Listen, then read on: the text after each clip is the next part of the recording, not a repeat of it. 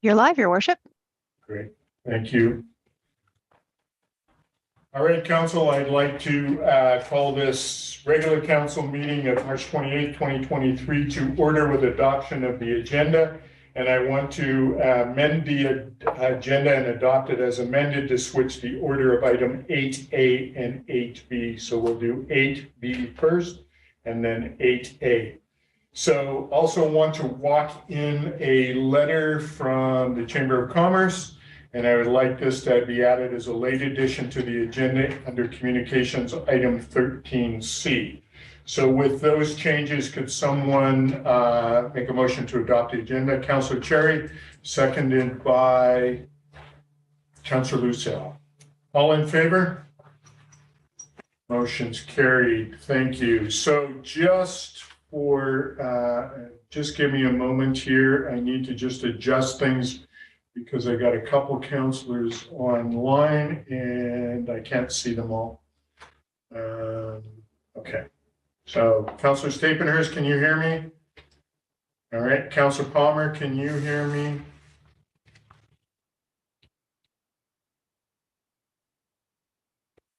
I'm assuming yes. All right. We're going to move on to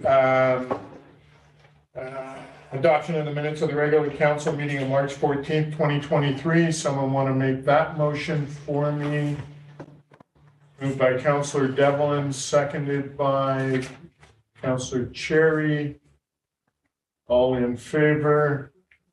Motion's carried. Thank you. Just moving some things around. All right, and then any business arising from those minutes? Seeing none, I'm going to move on to item 5A, development variance permit, DVP 2022-022. Ms. Hartling, I have you online. Do you have a presentation for this before we put the motion on the table? Yes, Your Worship, if you'd like me to give a presentation, I have one prepared. Yes, please.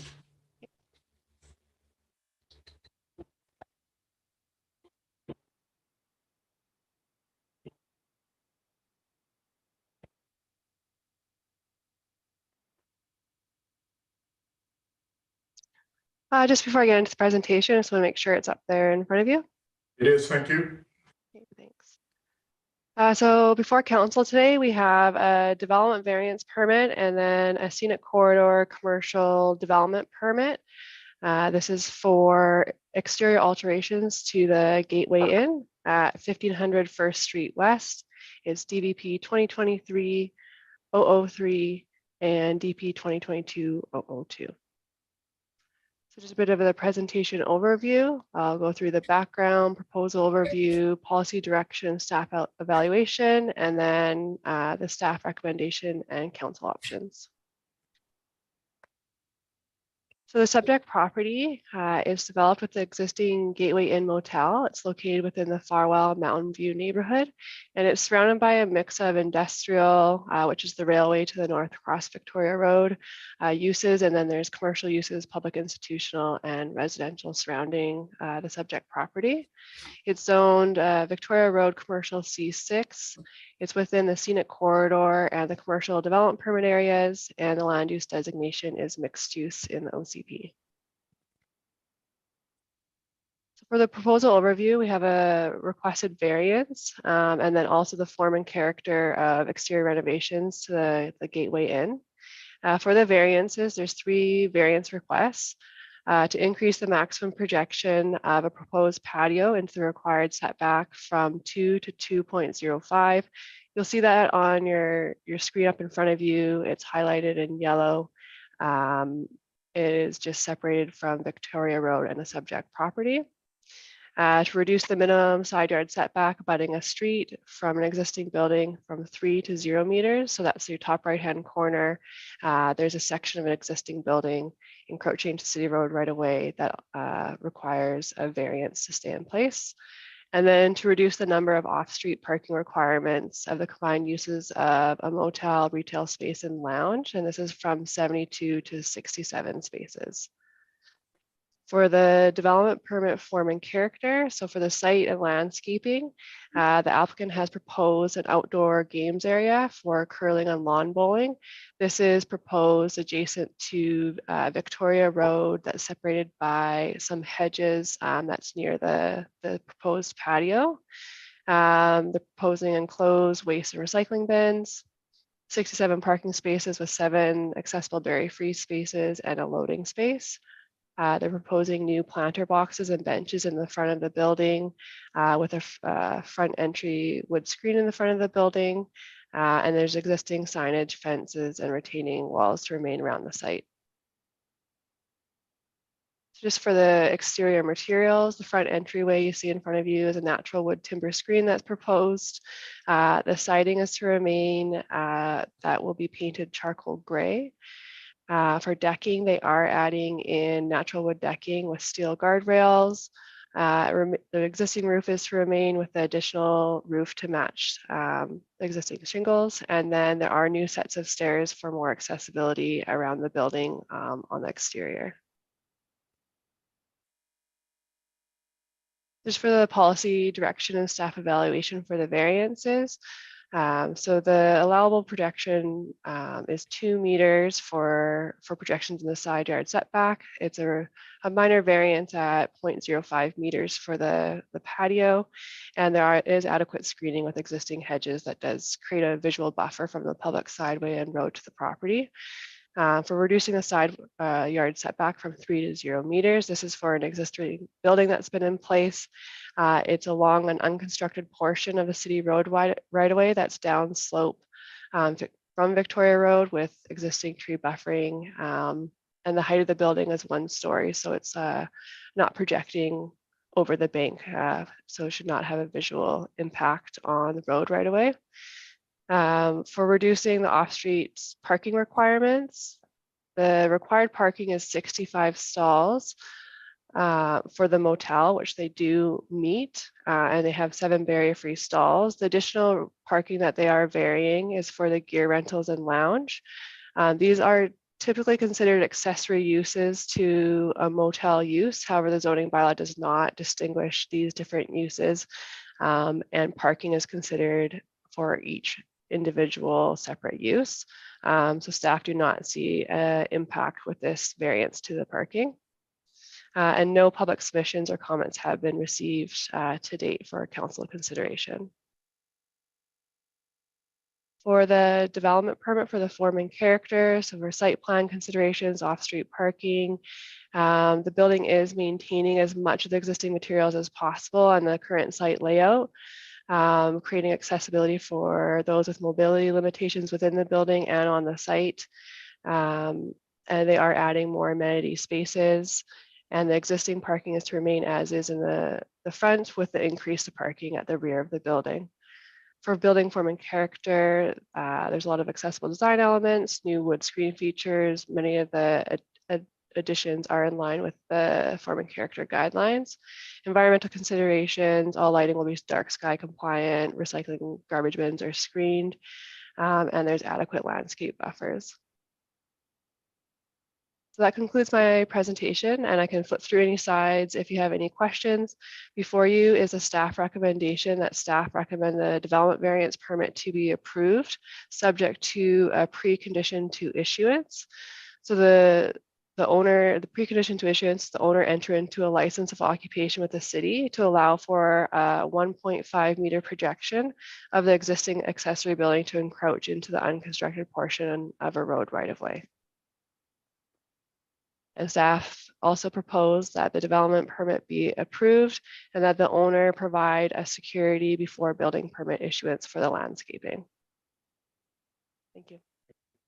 So before we put the motion on the table, council, do any of you have questions of Ms. Hartling regarding the proposal before you?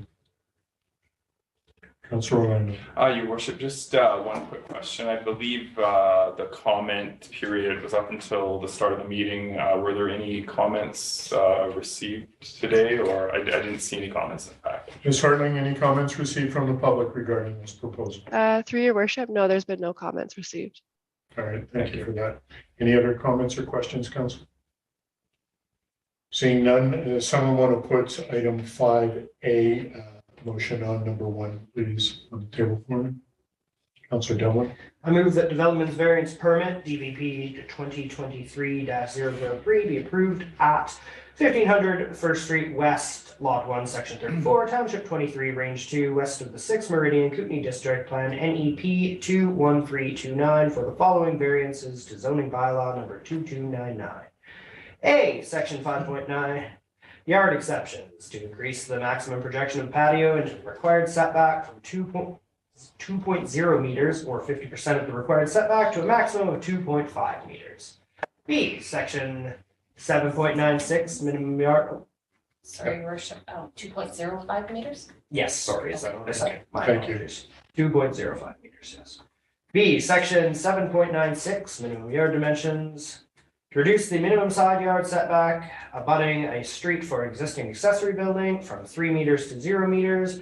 And C, Section 13.2, required off-street parking. Reduce the number of off-street parking requirements of the combined uses of a hotel, lounge, and retail space, gear rentals from 72 to 67 spaces, subject to the following precondition: to ensure it's being met, that the owner entered into a licensed occupation with the city to allow for a plus minus 1.5 meter squared portion of an existing accessory building to encroach into an unconstructed portion of the road right-of-way, Victoria Road West. Great. Second for the motion, please. Councillor Cherry. Any discussion on this motion? Councillor Palmer, do you have a question? Comment? No, I was just going to second it. That's good. Okay, thank you. Any other comments or questions from council? Seeing none, I'll call the question. All those in favor? Opposed? No. Motion's carried. Thank you. Someone want to put item number 2 on, please? Councillor Lucille. Thank you, Mayor Schultz. I move that development permits DP 2022-022 be approved at 1500 First Street West, Lot 1, Section 34, Township 23, Range 2, west of the 6th Meridian, Kootenai District Plan, NEP 21329, for the form and character of exterior renovations to an existing motel with updated parking and landscaping. Seconder for that motion, please. Councillor Devlin. Any discussion on that motion? Seeing none, all in favor? Aye. Motion's carried. Thank you. Item number 3. Councillor Lucille. I move that the owner provide security for the due and proper completion of landscaping in the amount of 125% of the amount identified in the cost estimate to the city of Revelstoke in the form of cash or unconditional, irrevocable, auto-renewing letter of credit issued by a Canadian chartered bank or credit union prior to issuance of a building permit. Seconder for the motion, please. Councillor Devlin. Any discussion on this motion? Seeing none, I'll call the question. All those in favor? Aye. Motion's carried. Thank you. Thank you, Ms. Hartling. I appreciate your presentation and your work on this file. Thank you. All right, so just moving on to announcements from the mayor. I just, on behalf of the city of Revelstoke and the Revelstoke Grizzlies, I want to express our condolences to the Princeton posse and the loss of one of the coaches on the weekend. I know it was hit or miss as to whether they were going to play or not play, and kind of heard that through some of the coaches. Glad they played. They played well, played in honor of their coach. We wish them all the best as they move forward. And again, our condolences to all involved, to the family, the friends, and to Mayor Coyne and the city of Princeton as well. Moving on to recommendations from committee. So we are going to go to 8B first, when I find it, and then come back to 8A. So 8B. So Ms. Moore, do you have a presentation or something we should discuss before I put this motion on the table? Through your worship, no, I do not have a presentation. I am looking for council to make a motion today on the taxation increase that they'd like to see in the long-term financial plan, and a motion on the tax distribution.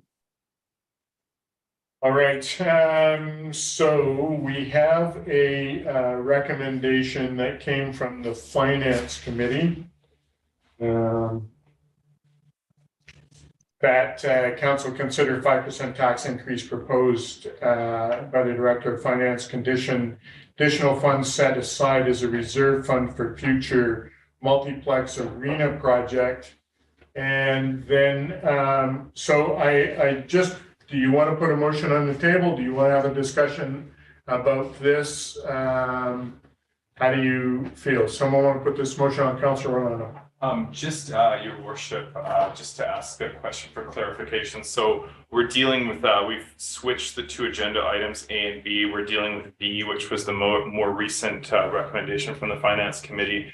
Former A, now B, I guess, was from the committee of the whole. I just am wondering, how are we gonna, because these are pretty similar, there's two similar things. Are we gonna go to the next one next, or we're doing it as a package? I'm just trying to figure No, out. we're gonna do one, so we'll do B, we'll talk about that, if that passes, and we will go to A, and then with that, there is all the other, so the increase in property taxes each year, and then garbage user fees, that sort of thing.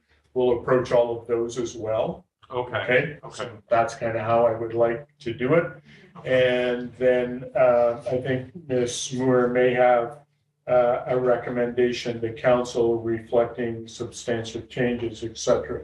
So no, yes, no, okay, good. And that's why I'm going to turn to you and ask for guidance to make sure I don't screw this up. So, all right, so does someone want to put this motion on the table, and then we can discuss how we want to approach this? So there's a motion in your package. Someone want to put that on the table for me? Councilor Cherry. I move that council consider the 5% tax increase proposed by the Director of Finance with the condition that the additional funds be set aside as a reserve fund for the future multiplex/arena project. Seconder for that motion, please. Councilor Lucet. Okay, discussion on the motion. So does anyone want to speak to this? So I don't see anyone putting up their hand, so maybe I'll start. And so in the Finance Committee, my question to Ms. Moore was what the difference was if we went to a higher tax percentage increase now and then put the money aside. And the answer, and so Ms. Moore, correct me if I'm getting off track, but the answer was if we do that increase now, then we have the ability to put those monies aside, but they increase because we're compounding the interest on those monies. And then we actually end up with more money in our reserve than if we were to do just 3% and then dealt with that extra percent down the road. So am I correct in that, Ms. Moore? Through your worship, you are correct. And it is correct to say that the increase that we see this year, if you go with a higher percentage increase, we will receive that increased revenue in perpetuity. So if we are transferring approximately an additional $300,000 to dedicated to the arena multiplex feature project, each year we will see the $300,000 tax increase that you imposed this year without any future increases. So if you do the $300,000 this year, you'll receive it in 2024, in 2025, and in 2026. So the tax increase stays and would continue to be transferred to that reserve unless decided otherwise. This would not be a new increase in future years unless decided upon at that time. All right, thank you for that. Councilor Stapleton, you have your hand up. Can you hear me? Yes. Okay, I think that the idea of a 5% tax rate with 2% going to a special reserve for a future arena multiplex is a great idea. Saving and prudent financial planning should be the backbone of our budgeting planning cycle. However, I have some concerns with implementing this strategy right now. I'm concerned with the lack of a financial plan. A project of this magnitude needs to have a solid financial plan. Taxes alone won't cover a project of this size. Savings with compound interest also won't cover it. A financial plan needs to be established, coupled with a financial plan that needs to have a timeline. Another concern of mine is affordability. We talk a lot about affordability. The cost of living is at an all-time high. Housing, rent, groceries, fuel, and inflation. A lot of these items we can't control, but what we can control is taxes. We have just come out of a global pandemic. The economy is uncertain at best, and our town is going through some major economic changes. Is this really the right time to raise taxes above and beyond the bare minimum? Personally, I would have loved to have seen the tax increase scaled down to the lowest possible amount to cover operating costs and essential projects during these challenging times. We should be looking at ways to make the lives of our residents easier, not harder. We really should have scrutinized the budget line by line and deleted all but essential items. This is where savings should begin, not setting aside savings at the expense of taxpaying citizens. Thank you. All right, thank you, Councillor. Appreciate your statement.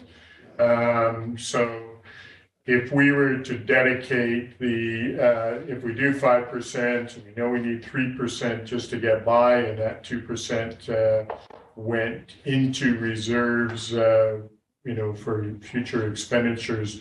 We know that there's a communication plan and a plan coming out to the community regarding the arena, multiplex, whatever you want to call it. And community has the opportunity to weigh in. So my suggestion with these funds would be set aside for reserve on that. Having heard from Councillor Stapenhurst, any other comments from council around the table regarding 5%, or whether you're happy with this or prefer something else? So comments, Councillor Devlin. I agree in part with Councillor Stapenhurst. Absolutely, affordability is a massive issue in Revelstoke, and it is something that I hope that everybody at this table takes very seriously. We've talked about it a lot. I agree that it is a very tough pill to swallow, at least personally, to up taxes more than the minimum amount. The only way that I can see that as a personal win is knowing that we are going to have to pay for an arena project of some sort at some time.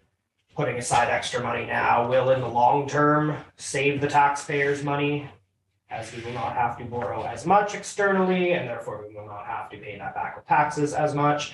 There's going to be borrowing, and there's going to be increased taxes on any sort of arena project we do if we decide to do one. So, I mean, that is my thoughts on that, is that the 5% increase could conceivably offset in a few years and pay for itself, basically. And I don't disagree with either of you on comments. It's hard for people to get by in any event. Just thought that, we're have a benefit here in our community, if you call it a benefit, that we're not double digits as in some other communities. And so that's kind of why I was floating that higher percentage now and being able to put that aside.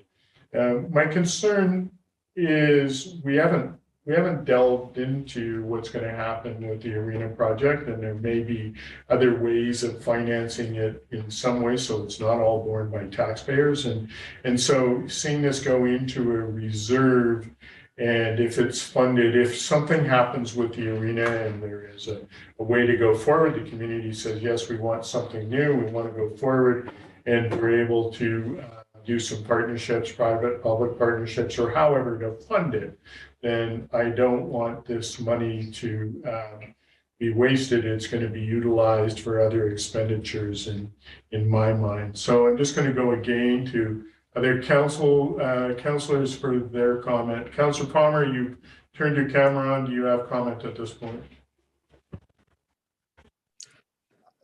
Thank you, Mayor. So could I just have the resolution read back one more time, just so I'm clear? Sure. That the council consider 5% tax increase proposed by the Director of Finance with the condition that the additional funds be set aside as a reserve fund for the future multiplex/arena project. And then if this motion passes, then the subsequent motion will reflect the 5% rather than the 3%. Is that correct? That is correct. Okay, thanks. Yeah, just getting clarification. I'm just sort of listening to what everybody's points of view are at this point. Thank you. Great, thank you. Any other comments, Councillor Cherry? Do you have a comment? I do. Thanks, Your Worship. To fellow councillors, I think one of the problems we've seen from politicians sitting around this table for the last 20 or 40 years is everybody sat here and done everything they can to raise the taxes as minimally as possible, which has caused us to be in a position where Arena is in piss poor condition, and we don't have a big reserve fund. With that said, I do understand Stabenhurst's side here. I completely agree with you, but I think it's time that we make a decision to start saving for the future. Okay. Councilor Luceno, I'm going to ask each of you if you have any comment. Thank you, Mayor Mills. Yeah, I have to agree with Councilor Cherry here as well. We do have to start looking into the future, and the more money that we can put aside and earn interest on, the better we will just be in a better position in the future. All right. Thank you. Councilor Devlin, comment? I think I've said. Okay, Councilor Orlando. Yeah, Your Worship, thank you. I have a few questions of staff through Your Worship, if I could. The motion mentions setting aside to a reserve fund. So I imagine that will be in a dedicated reserve fund. Is there any funds currently set aside? For example, do we have a general parks project reserve or anything like that? Ms. Moore, comment? Through Your Worship, we currently have about $1.5 million in RCFC legacy funds. We do have a little bit of room in the General Capital Reserve Fund that doesn't have anything dedicated to it, but we tend to like to leave a bit of a buffer in that reserve fund in case something happens to one of our buildings. And that's typically what the General Capital Fund is used for. And then we do have a Parkland Reserve Fund that this is a statutory reserve, and I'd have to look up the legislation of whether or not we could use it for a facility or not. And that one has, I believe, approximately $400,000 in it. So we have a little bit of savings right now, but when we're talking about, you know, a $30 to $70 million project, 1.5 million in RCFC legacy is definitely just a small fraction of that. So, yeah. Thank you, Your Worship. Through the chair, just another question for staff. In terms of general capital, is there any sense in how much would be fair to, since it's a general fund, to shave off for the arena project? And then the second question, if you could, I don't know if you can answer that question. And then the second question is, this is the proposal as it stands is about 2%, and I'm not too sure what that works out to. I'm guessing like 280 or something. I'm not too sure what a rubric is these days. So yeah. Through Your Worship, the 2% is about 270,000. And within the 3% increase, there was about $57,000 additional being transferred to reserves. So the 5% increase has an additional $327,000 being transferred to reserves. However, 2% equates to 270,000 approximately. And as for the general capital reserve, and it will depend as well on what the community wants to see. Do they want a user only? Do they want, you know, the full stadium? Do they want a multiplex? How much debt does the community want to take on? But at the moment, we're estimating about $500,000 a year being put aside for the arena / multiplex facility at the moment from the general capital reserve. Okay. Follow up, Council. Yeah, Your Worship. At the Finance Committee meeting, I floated the idea of a 1% raise and 4% towards a reserve. And my main rationale for that is that when you're going out to seek funding from provincial, federal governments, other levels of government for this type of project, they're really looking to see what skin you have in the game. You know, how much you have set aside for this. It's a tough road to hoe if you walk up to them and say, hey, we want 10 million bucks and we've got nothing. So the more we can build, I feel that sets us up for success. I don't think putting this funding in reserve is going to go to waste at all. I mean, at the worst, we need to, for example, worst case scenarios, we just spend it on something else, or we're going to incur costs at one point, just for demolition, whenever that may be down in the future. So I want to follow up on Councillor Stapenhurst's comments. If or anyone else, I'm willing to entertain additional funding put into reserve, so above the 2%. My preference would be to bring it down, bring down the actual tax increase, the 3% increase, and keep it at 5%. So I'd definitely be willing to do that. I did suggest it at the Finance Committee meeting and was not successful at that point. So if anyone else wants to take a crack at it, I do welcome them to consider putting that motion on the table.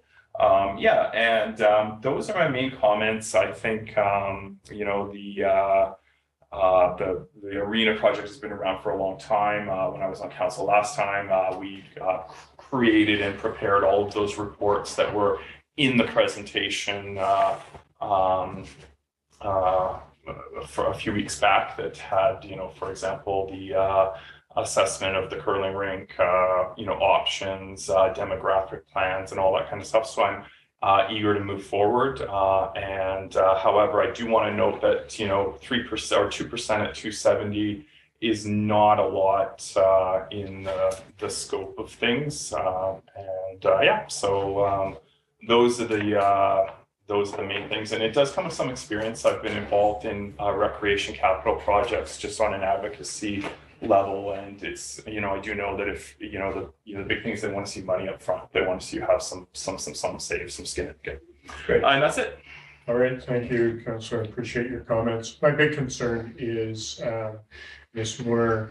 We've talked about 3% increase, and we need 3%. We've committed 1% to I think Mr. Black's department for maintenance and roads, that sort of thing, and then we need a couple other percent to basically carry on business and cover some of the projects that we have on the go. So I'm a little concerned about us whittling that percentage down. I do appreciate where Councillor Orlando is coming from and putting as much into reserve as we can, but I'm a little concerned that maybe cutting for what we already have on the go would be problematic. Any comments, Ms. Moore, regarding my comments?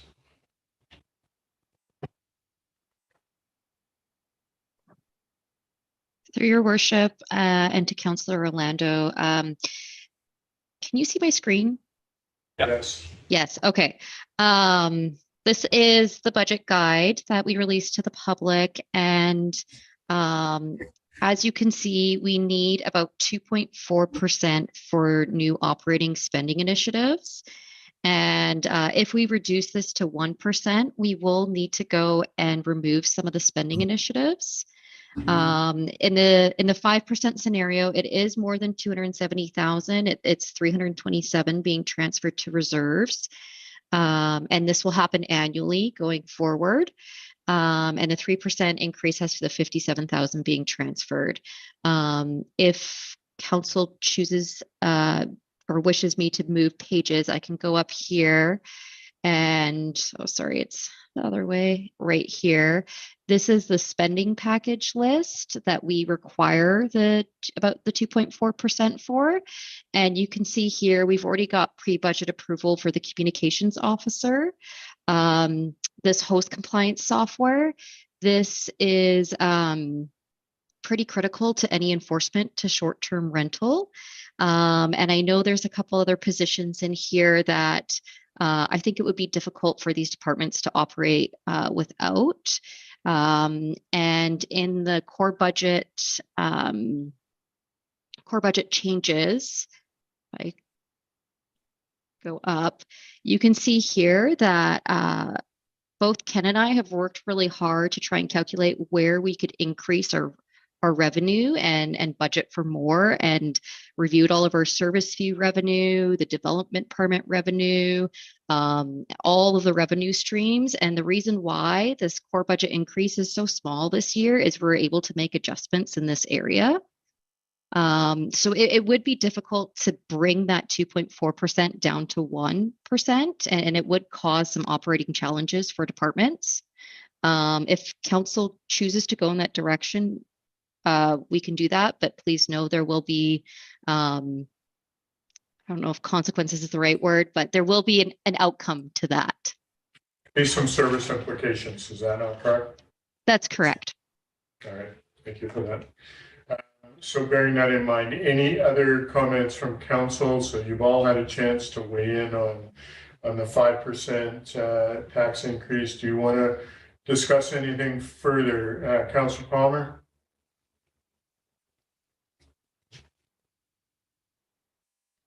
Just got a good view of your hands. Yeah, sorry about that. It's tricky operating off an iPad for me anyway. Just some comments. So I guess, first of all, just for clarity, the motion on the table is on the 5% increase. So these other scenarios we'd either have to collapse this or do an amendment or something to that. I think it's the complexity is if we're expounding the permutations past the 3 versus 5%, we're going to need some more committee work basically to really hash through that. So I'm not sure exactly how we would do that. So I'll just speak to the 5%. I'll be honest, I'm wrestling with it. I see all the merits that have been talked about for saving for this facility and the incremental increases over time and all that stuff. And I'm generally in favor. The problem that I have is on sort of the fiscal responsibility of us as a council, and what's absent in the discussion is, okay, how are we going to do this funding? And I know there's more information coming later on, but things like aggressive DCCs and other funding mechanisms where we've talked about those before. And also where I struggle is just in the balance. And I think that's kind of what Councillor Orlando is alluding to is, we really haven't, done a real strong analysis in questioning particular budget items, whether that's operational or these other increases. We've talked about it, but it's been not at a deep level. And that is, fairly typical for a new council. It's the first budget. There's only a few of us with a bit of experience, but also we've had a fairly significant changeover of staff, and so we're on a good path. And there's a part of me that really wants to say, yeah, I'm okay with this 5%, but we really need to do a lot more scrutiny through the budget process, starting immediately once this budget's passed for the 2024, and looking at where that's going to be going. So Mayor Souls, I'm just trying to read the table, read where we're going, and trying to balance this sort of contradiction that I have on these two things, whether it's the 3 or 5%. And so those are my comments. Thank you, Mayor Souls. Thank you, Councillor. Appreciate your comments. Any other comment from around the table? Councillor Orlando? Yeah, Your Worship, just to follow up on Councillor Palmer's comment that it's the first budget cycle for this council. I agree. It would be great if we had a bit more time earlier on in the process to go through, more of on a line item basis. However, we've had, as everyone knows, we had changeover in staff and obviously a new council.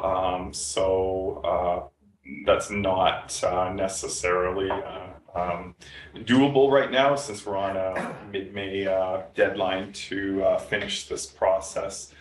So yeah, I just wanted to lend my voice that next year would be great if we have a bit more opportunity to do that. And I would say it's not necessarily so much a budget thing for me, looking at the cost of each item, but more aligning priorities with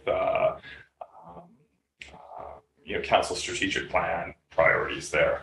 And one other comment I'd just like to make while we're at discussion point is that a lot of what the city does, wages are a big part of budget.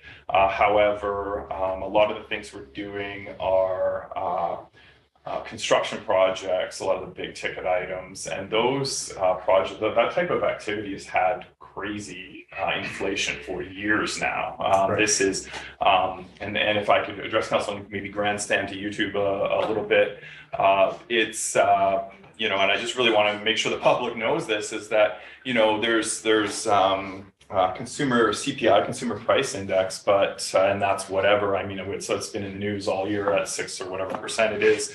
However, like these construction costs have just been nuts for a long time. I think we used like Edmonton Blue Book, for that. And I don't know if anyone knows offhand, we're well over 10%. So, or 15, whatever.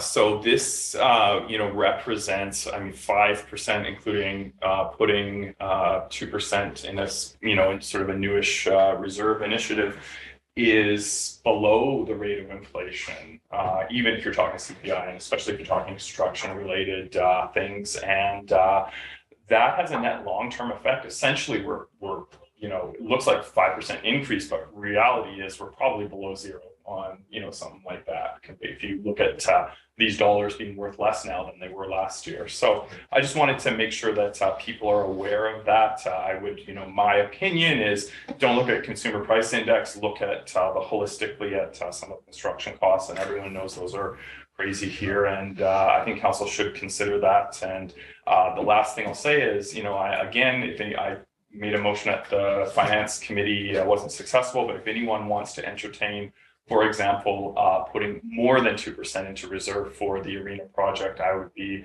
happy to hear you out. Okay, any other comments from council? Seeing no other comments, I will call the question on the motion on the table. Is someone else? I don't know if somebody, it sounded like someone was piping up there. Yeah, Mayor Souls, I just, I guess a comment to Councillor Orlando. I'm certainly not prepared to put the motion on the table because I'm not sure how that would be constructed. And so just for clarity, if you had a motion, I would probably second it for discussion at least. It may fail again. I don't know. But anyways, that's just just a reply to what you're doing. I'm open to the concept. Just I'm having trouble wrapping my mind around that. Thank you, Mayor Souls. Good. So there is a motion on the table. Is that correct? All right. Any other comments on that motion? So, Your Worship, just for clarity, the motion on the table is the one as 5%. At 5%. Do you need me to read it back in? No. I got this one here. Yeah, that's the one. Yeah. So. Okay. All right. I will call the question on the motion on the table. All those in favor? Opposed? Note, Councillor Stapenhurst is opposed. Balance of council are in favor. So now, Ms. Floyd, I have this statement here. Is this something from Ms. Moore? No, we should first go. We're going to go back to the other one, Yeah. correct? Yeah. All right. So council, I'm going to go back to 8A, the committee of the whole recommendation to council. So we've already dealt with the increase in property taxes for 2023. So looking at this, so Ms. Moore, just for guidance, we've gone 5% increase for 2023.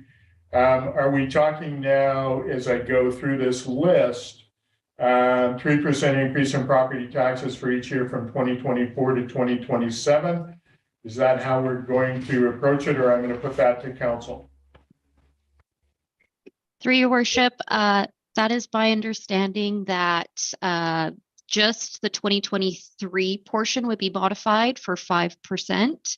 Right. And that from 2024 to 2027, it would be a 3% increase in property taxes in the long-term financial plan. Keep in mind that after we go out to the community and see what they want to see with a new arena or multi-use facility, we will incorporate this into the 2024 long-term financial plan. And at that time, once we have more information, we can adjust the rates accordingly. All right. So just for clarification, Ms. Floyd, I'm going to come to you. I want to go through, we're going to do all of these as a package, but as we go through each one, we can adjust if we need to without shutting down the rest of things. Is that correct? How do we need to approach that? You can put the motion on the table and then make amendments if you so choose, All right. and then vote on each amendment and then the main motion as amended. All right. Good. All right. So does someone want to put this motion as it's in the package with 5% as property taxes? And then we will go through. Your worship, don't put the property taxes on there at all because you've already made that motion. Okay, so it's just the increase in property taxes each year on. That's correct. All right, so someone want to put that motion, is that clear as mud? Okay, you want to do it, Councilor? Sure, I'll take it. I move that the City of Revelstoke's 2023 to 2027 financial plan bylaw and utility user rates bylaws be prepared on the basis of the following. 3% increase in property taxes in each year from 2024 to 2027. 4% increase in garbage user rates in 2023. 4% increase in garbage user rates in each year from 2024 to 2027. 5% increase in water user rates in 2023. 5% increase in water user rates each year from 2024 to 2027. 15% increase in Big Eddy water user rates in 2023. 5% increase in Big Eddy water user rates each year from 2024 to 2027. 20% increase in sewer user rates and frontage taxes in 2023, and 5% increase in sewer user rates and frontage taxes each year from 2024 to 2027. All right, is there a seconder for that motion, please? Councilor Luceno. Now, discussion on the motion. So I'm going to go back to 3% in property taxes in each year from 2024 to 2027. Any comments on that part? Seeing none, I'll move on to 4% increase in garbage user rates in 2023. Any comments? Seeing none, 5% increase in water user rates in 2023. So Councillor Palmer, you have your hand up, is that correct? Thank you, Mayor. So it's just on the garbage rate, just a question. It's probably more for the Director of Engineering. Compost, is that captured in that, or is that outside of that 4% increase? Mr. Black, comment on that? You first, I would defer to Director Moore. Okay, Ms. Moore, comment, please. And Councillor Palmer, just for clarity, the 4% increase in garbage user rates in 2023, is that what you're looking at, or the user rates from each year for those 3-4 years? For the current year. All right, good. Okay, Ms. Moore, thank you. Through your worship, unfortunately, we were unsuccessful with the $2 million grant that we applied for with, I believe, the province. And so Director Black and I need to come back with a funding strategy for the composting program, which will include the operating impact at that time. And council will see an adjustment in future long-term financial plans, likely 2024, for the garbage rates once we're able to review in more detail. All right. Does that answer your question, Councillor? Yeah, so basically it doesn't include that provision. Correct. Yeah. Okay, thank you. And so moving on to 4% increase in garbage user rates in each year from 2024 to 2027.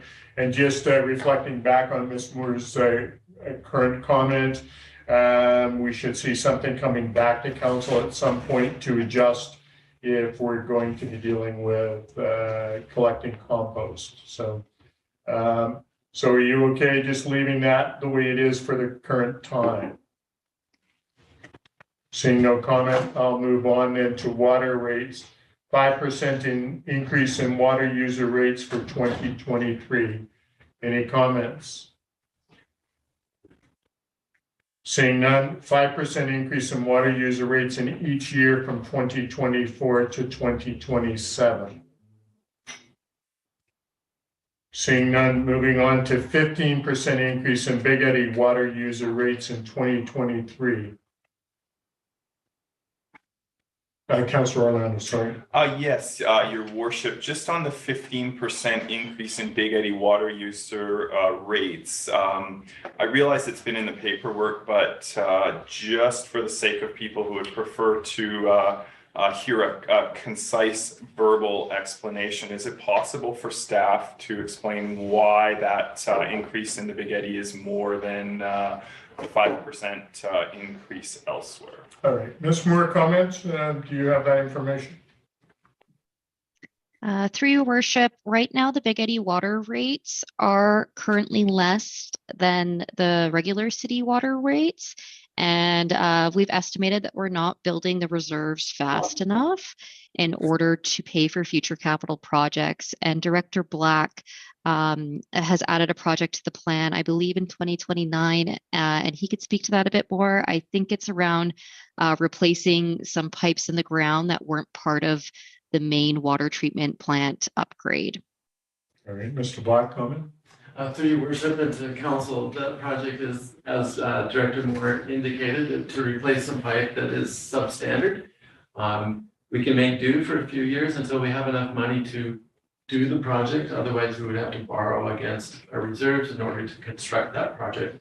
So in this way, we are going to collect the funds, keep it in reserve, and then spend it when we have it. Did that answer your question, Councillor? Yes, it does. Thank you so much. Thanks, staff. Moving on to 5% increase in Big Eddy water user rates in each year from 2024 to 2027. Any comments on that? Seeing none, I will move into 20% increase in sewer user rates and frontage taxes in 2023 and 5% in sewer user rates and frontage taxes in each year from 2024 to 2027. So comments on that. So I'm going to go to Councillor Palmer, and then I may have some questions too. Councillor Palmer. Thank you, Mayor Soul. So just specifically on that item and the high increase, I have less reservation on that than I do on the others because of the massive improvements that we're doing with the water treatment upgrades. And that went through a very thorough public process with the liquid waste management plan. So interestingly, I have some hesitation on all the others, but that's one, even though it's a large amount, I fully support. Thank you. Any other comments from council? Councillor Orlando. Your Worship, I'm going to do the same thing I did last time and through the chair ask for just a quick explanation based on the assumption that there's a percentage of people who have no idea whatsoever what's going on with the sewage treatment process. Why 20%? So Mr. Black, I'll come to you first because you look after all things at Flush. Thank you, Your Worship. As council may be aware, last year we did adopt a liquid waste management plan, which provided the background tools, the skin in the games for our grant application, which was successful at the province level. We received about a $10 million grant in support of doing an upgrade to our wastewater treatment plant, which currently operates the 1970s version of our permits. So we've been grandfathering along. We need to do this plant upgrade. It will provide discharge permits provincially and federally, which meet current and future guidelines. So right now we are struggling with that. The total cost of our project is about $13 million in 2020 dollars. Currently, we're anticipating around a $15 million project. So we need to borrow approximately, and I'm going to say a number and Director Moore can correct me, but I believe we're going to borrow around $5 million in order to justify or pay for our portion of the wastewater treatment plant upgrade. So that is where the additional funds are required because we do not have enough money in reserves. And it's the only way that we can put our skin in the game for that portion of the plant upgrade. Question? Councillor Paul. Amazing. Thank you for that. And just a quick follow-up. I feel that residents often respond when they see a machine digging a hole and it's actually happening. When are we going to see, I know there's been equipment down there when we did the tour, we saw some stuff, but when are we going to see the fleet of trucks taking care of business? Through your worship, we are currently in a evaluation period for the preferred proponents, which are design build contract. We are down to a couple that we prefer. Once we select the proponents, we are at 30% design roughly for both of these proponents. So we're very close to having an idea on what the plant will look like in accordance with the liquid waste management plan. Once we select that proponent, we will then have to go back to the province to ensure that the direction that we outlined in the liquid waste management plan is the direction that is outlined in the design drawings. And construction will hopefully start early in the summer. Nice. Excellent. Thank you. I appreciate it. Great. All right. Any other comments from council regarding the motion on the table? Seeing none, I will call the question. All those in favor?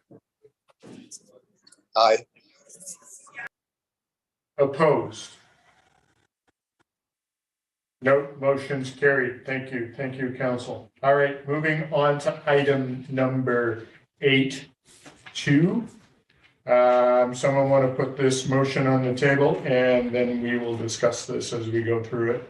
So just do just the information beside the 2 and then we'll go from there. Is that correct, Ms. Floyd? Yeah. So someone want to put that motion on for me?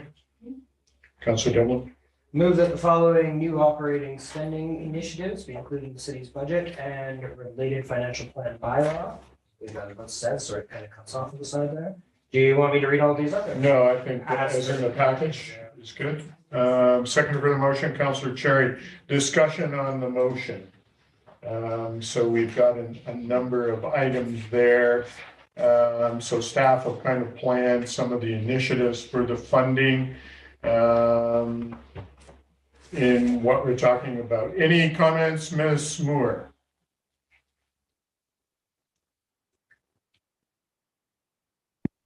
Through your worship, no, I do not have any comments. Just looking for council to give resolutions on the specific operating and spending packages initiatives for the year that will be included in the long-term financial plan bylaw. So just as a formality, Ms. Floyd, do you want me to go through each one individually? No? Okay.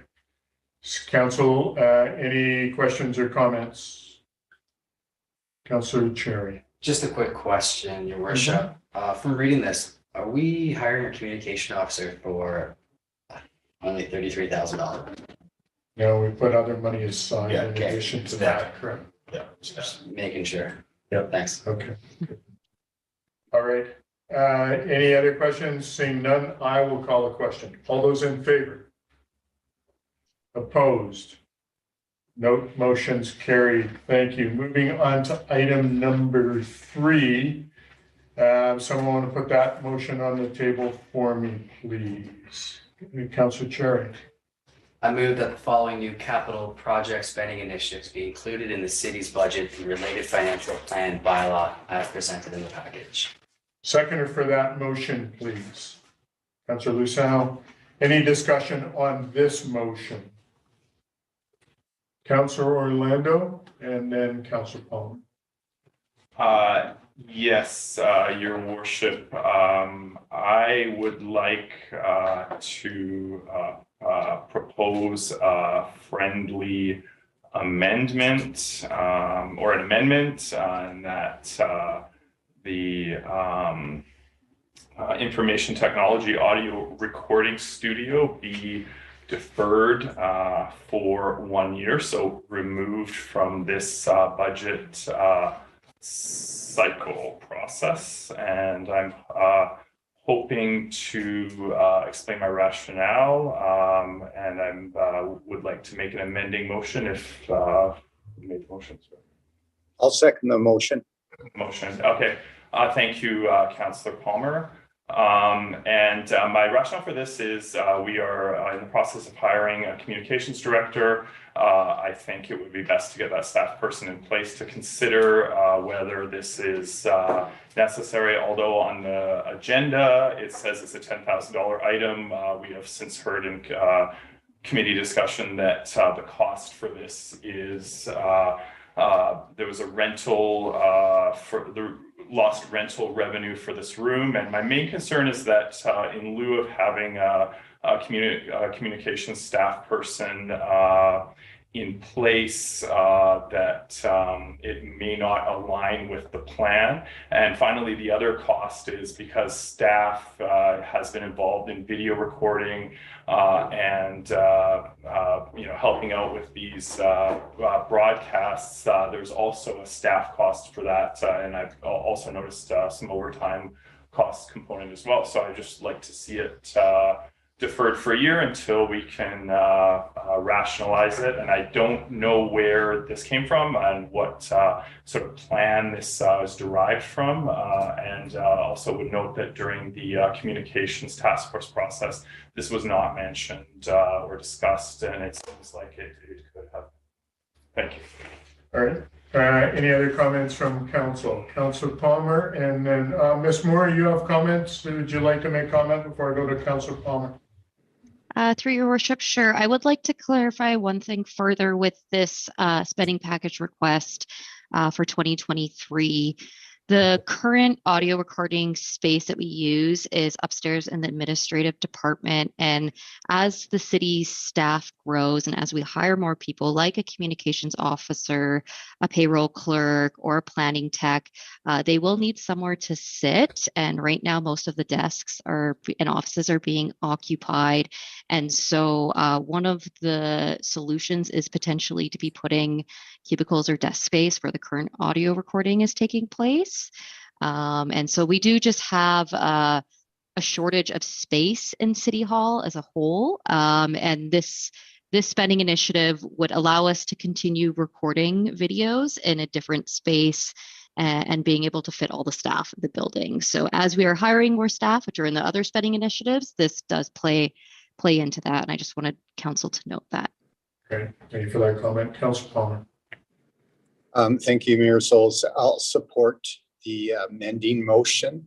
And I think it's important on a number of levels. One, it's a bit symbolic as to the need that we need to really understand these seemingly little things and the compound effect. So it's supporting Councillor Orlando's comments regarding the communications officer. I think that's fairly obvious.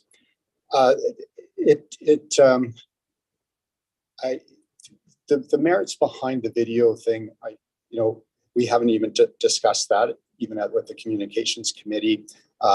It is taking a lot of resources and may be good, may not be the wisest use of our funds. They're not heavily viewed. And then I note, for example, the Revelstoke Review is also doing video recordings of Mayor Souls, and so there's other resources that are happening. The other question that was raised in the finance committee was lost revenue and the financial impact, especially over a number of years. And notwithstanding, some of the concerns and the ideas, I think they're all valid. Again, this is at the council table now.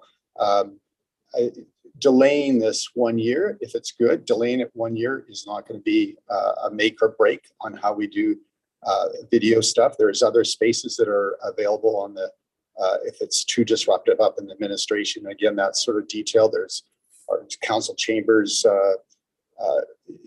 is underutilized and that kind of thing. So I think it is symbolic on the spending package, and I support the amending motion. Thank you, Mayor Souls. Any other comments on the motion on the table amending to take out the audio recording studio? Seeing none, I'm going to make comments. I haven't been the one behind this initiative for the audio recording. I have been the one behind, for the studio, I've been the one behind the audio recording that started back many years ago, and dealing with COVID, prior to COVID, that I understand council's concerns, or some of council's concerns. I am supportive of a recording studio, so I'm not going to vote in favor of the amending motion. However, I will now call the question. All those in favor of the amending motion, put your hand up. So we have Councillor Orlando, Councillor Luciao, and Councillor Palmer in favor. Those opposed to this amending motion. So we have Councillor Cherry, Councillor Devlin, Mayor Sauls, Councillor Stapenhurst. Do you have comment? Are you going to vote? I don't have any comments. Thank you. So you need to vote yes or no, please.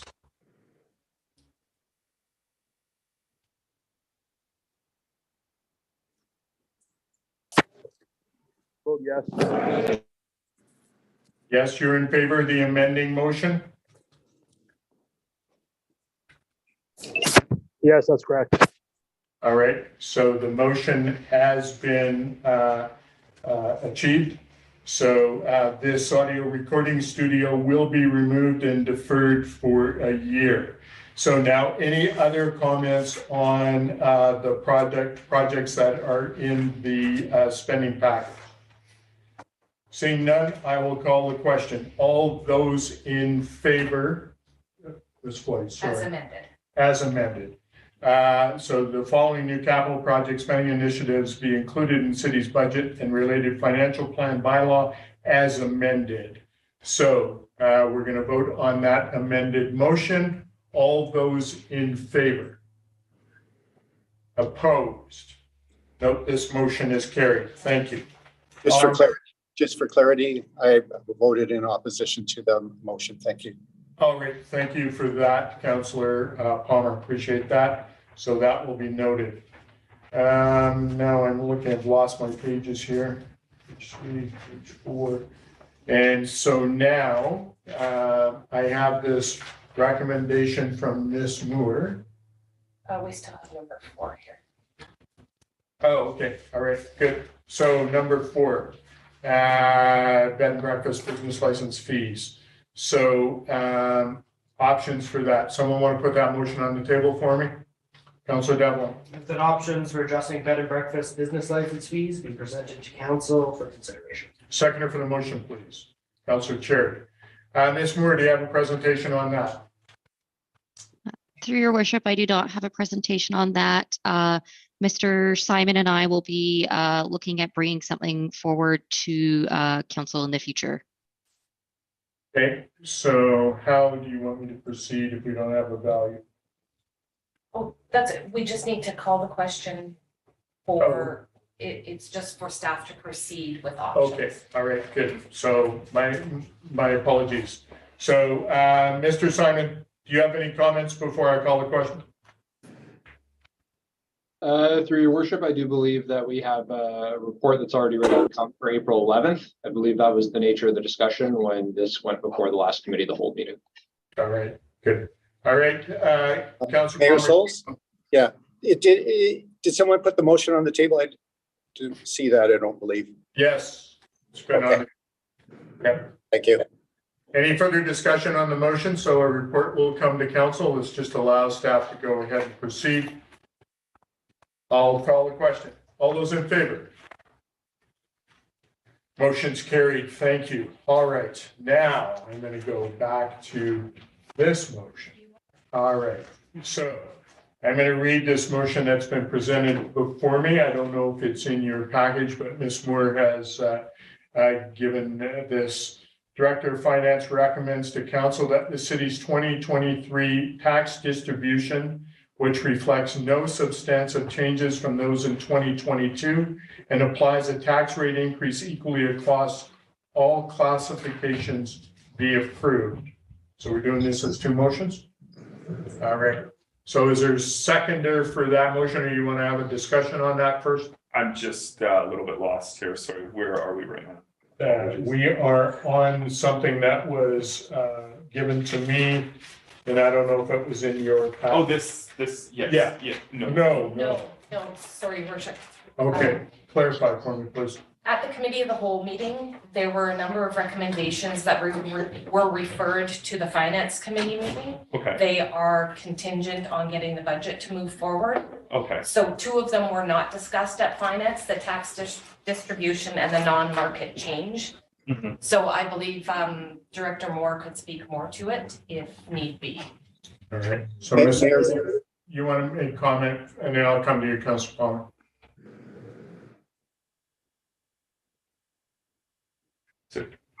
is this in the agenda? Is there like? That's what's confusing. Yeah, it's not in the agenda. Well, the committee of the whole report Yeah, is attached to the agenda. okay, Where? Trying to find it. Well, pages 57 to 67. Okay. Through your worship, Yes, can you see my screen? yes. Okay. This is the original committee of the whole report that came forward on March 16th around the tax distribution. The recommended motions are the ones that were just read out here. That there's no substantive changes to how the tax rate is applied equally across all classifications, and that any an excess and non-market change earned in 2023 is transferred to reserves for future projects. I did provide 3 options for tax distribution and the excess non-market change. I can review those again with council. And the reason why it wasn't part of the other list is both committee of the whole and the finance committee didn't make any motions on it. So I just wanted to bring this forward to council, as we need council to make a motion in order to start reading bylaws on April 11th and continue on with the budget timeline. Okay. So, Councilor Orlando, you have a question, and Councilor Palmer has a question. Your worship, just for clarity, through the chair to Director Moore, is that actual breakdown contained within the report right now, or is that, will you bring that the pie chart distribution at a later date now that we've set the tax rate? Ms. Moore? Through your worship, if I'm understanding correctly, if council chooses to increase the tax rate equally across all classifications, the pie chart that was in the presentation, the way it's distributed would remain the same, as everyone would get the same increase.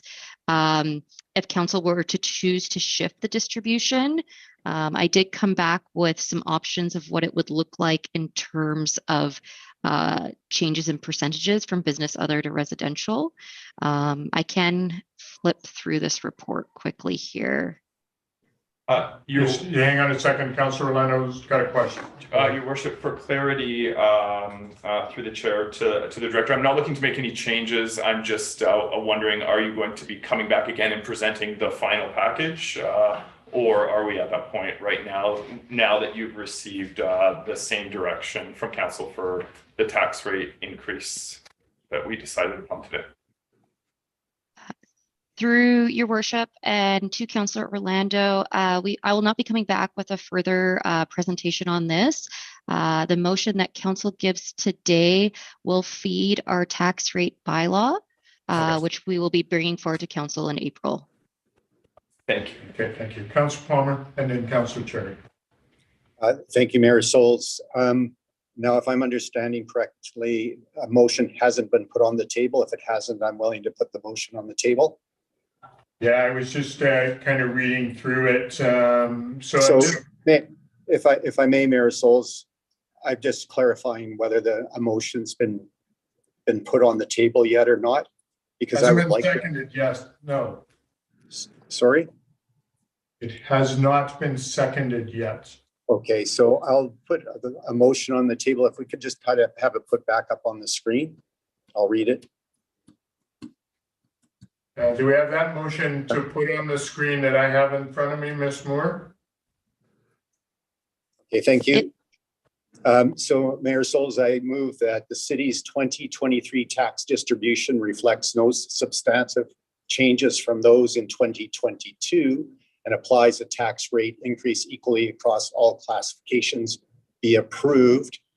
I'm going to try this as combined because no, I'll just keep it with just that one first and then I'll put the other one. I'll speak to it if there's a seconder. All right, someone want to second this motion? I don't want to make a seconder right now. What I'd like to do is make a comment, though. Okay. Unfortunately, this is not in my package, both digital or paper copy. Okay. I don't know if anybody else is having the same problem. But Comment from- being caught a little bit off guard here. Okay. Preparing for the meeting. All right, so Councillor, Mr. Parliament. I certainly know why it has to be discussed, and I have seen the report, but like councillors, I don't have it either. I just don't have it in my agenda, and so I can understand the confusion, but I know what is being recommended. But when I look at my agenda, I cannot find it in the report either. I believe that's what's frustrating some members of council, correct? Yes, myself. Yeah, just want to acknowledge that. Hey, Mayor Souls? Yes. So I guess just some procedural stuff. I'm not going to get too hung up on it, but it is important. So if right now there is a motion on the table, I would suggest that somebody second it. We can refer it after the fact, but I wouldn't want to kill the motion right now as it is. I'm going to second the motion. Okay, then I'd like to speak to the motion. Go for it. Yeah,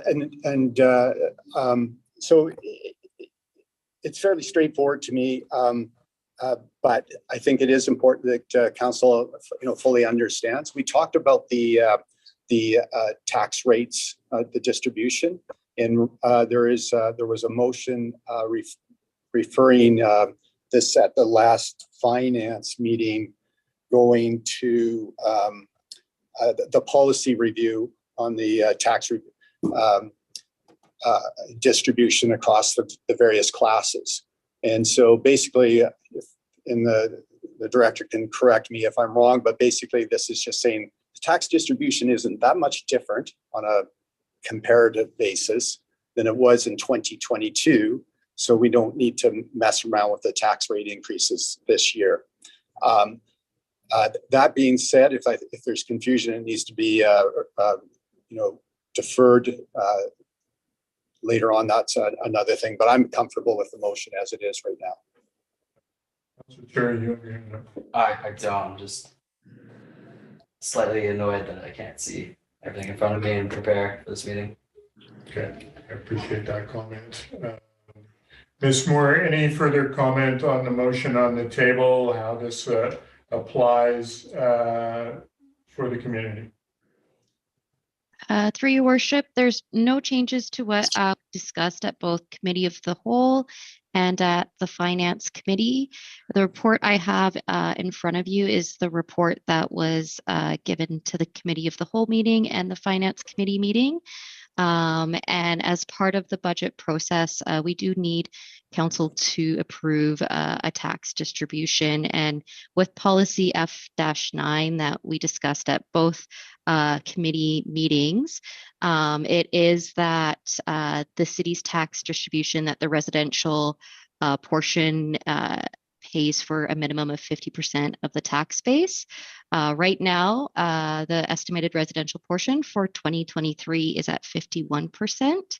And so we are in compliance with the current policy, and that what I have in front of you is nothing new from what we discussed at the committee level. And so I apologize that it didn't make it onto the agenda, but it is an extension of what we were talking about at both committee meetings. And then I'm looking for council to make a motion on it, as the committee's never made a motion on the tax distribution when it was brought forward at that time. Great. All right. Any other comments on the motion on the table? So Mayor Souls? Yes, go ahead, Councillor Palmer. Yeah, just trying to find a solution here, because I'm sensing that some councillors aren't 100% comfortable with this. I am. However, we do have a special committee of the whole on Thursday someone could put a motion to defer this to a special council meeting to follow the committee of the whole on Thursday as a possible solution, so they've had time to look at it. So council, are you prepared to vote on this at this time? I am, yes. Okay.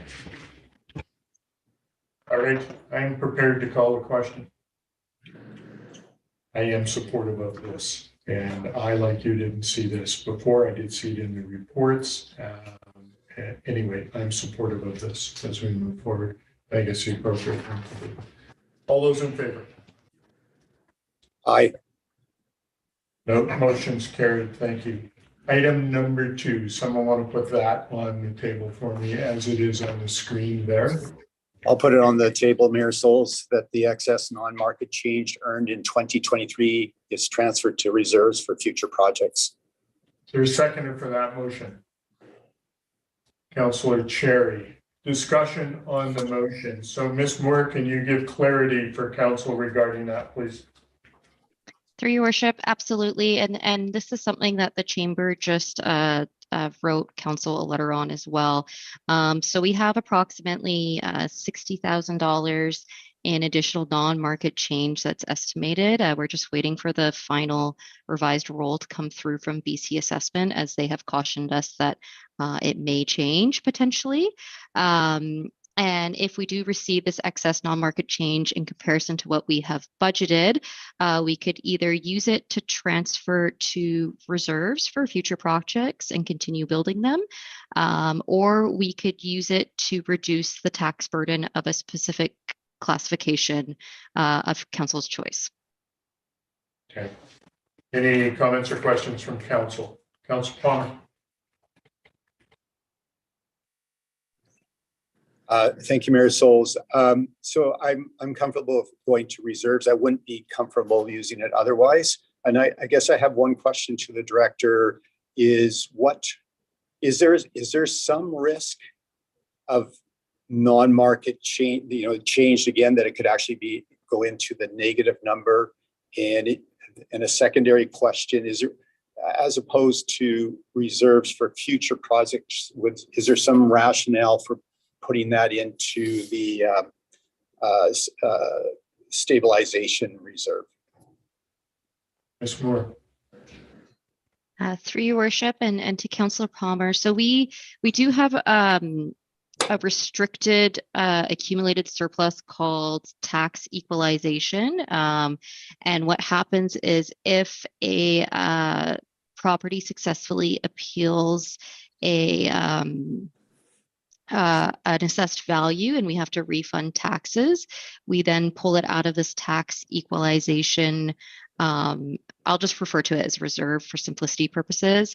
And that is what we had to do previously with some of the big appeals that have come through. And in terms of, sorry, Councillor Palmer, what was your first question? I think there's two questions in one. Yeah, the first was, is there a risk of negative non-market change in 2023? Right, thank you. So the reason why BCA assessment is saying to caution until April is because there is a bit of a history with the owner of the property appealing. They have not put in an appeal in the month of January, in which they have the opportunity to put in an appeal. However, BC Assessment just cautioned the city to maybe not earmark that money until the revised roll, the final roll that BC Assessment gives, is completed at the beginning of April. So I'm not anticipating any type of appeal or negative non-market change. And I'm not anticipating it for future years. My understanding is that the current non-market change or new construction revenue for recreation is related to the current construction of the golf course. However, it does get reassessed every year, and so we may find out new information in the future. However, there's no immediate risk that anything is going to be appealed, as nothing was appealed during the month-long process in January, where property owners have the opportunity to appeal. Okay, thank you, and through the chair, thank you for the a pretty good answer to a complex issue. I think basically this motion's on the table, and I'm supportive of it. And if there's any sort of hiccups, you'll certainly be coming back to us anyway. And to use that money for anything other than putting in a reserve, from my perspective, would not be prudent. Any other comments from council around the table? Councillor Cherry. Thanks, Your Worship. I think this would be a good time to add the late addition to the communication item 11C from the Chamber of Commerce.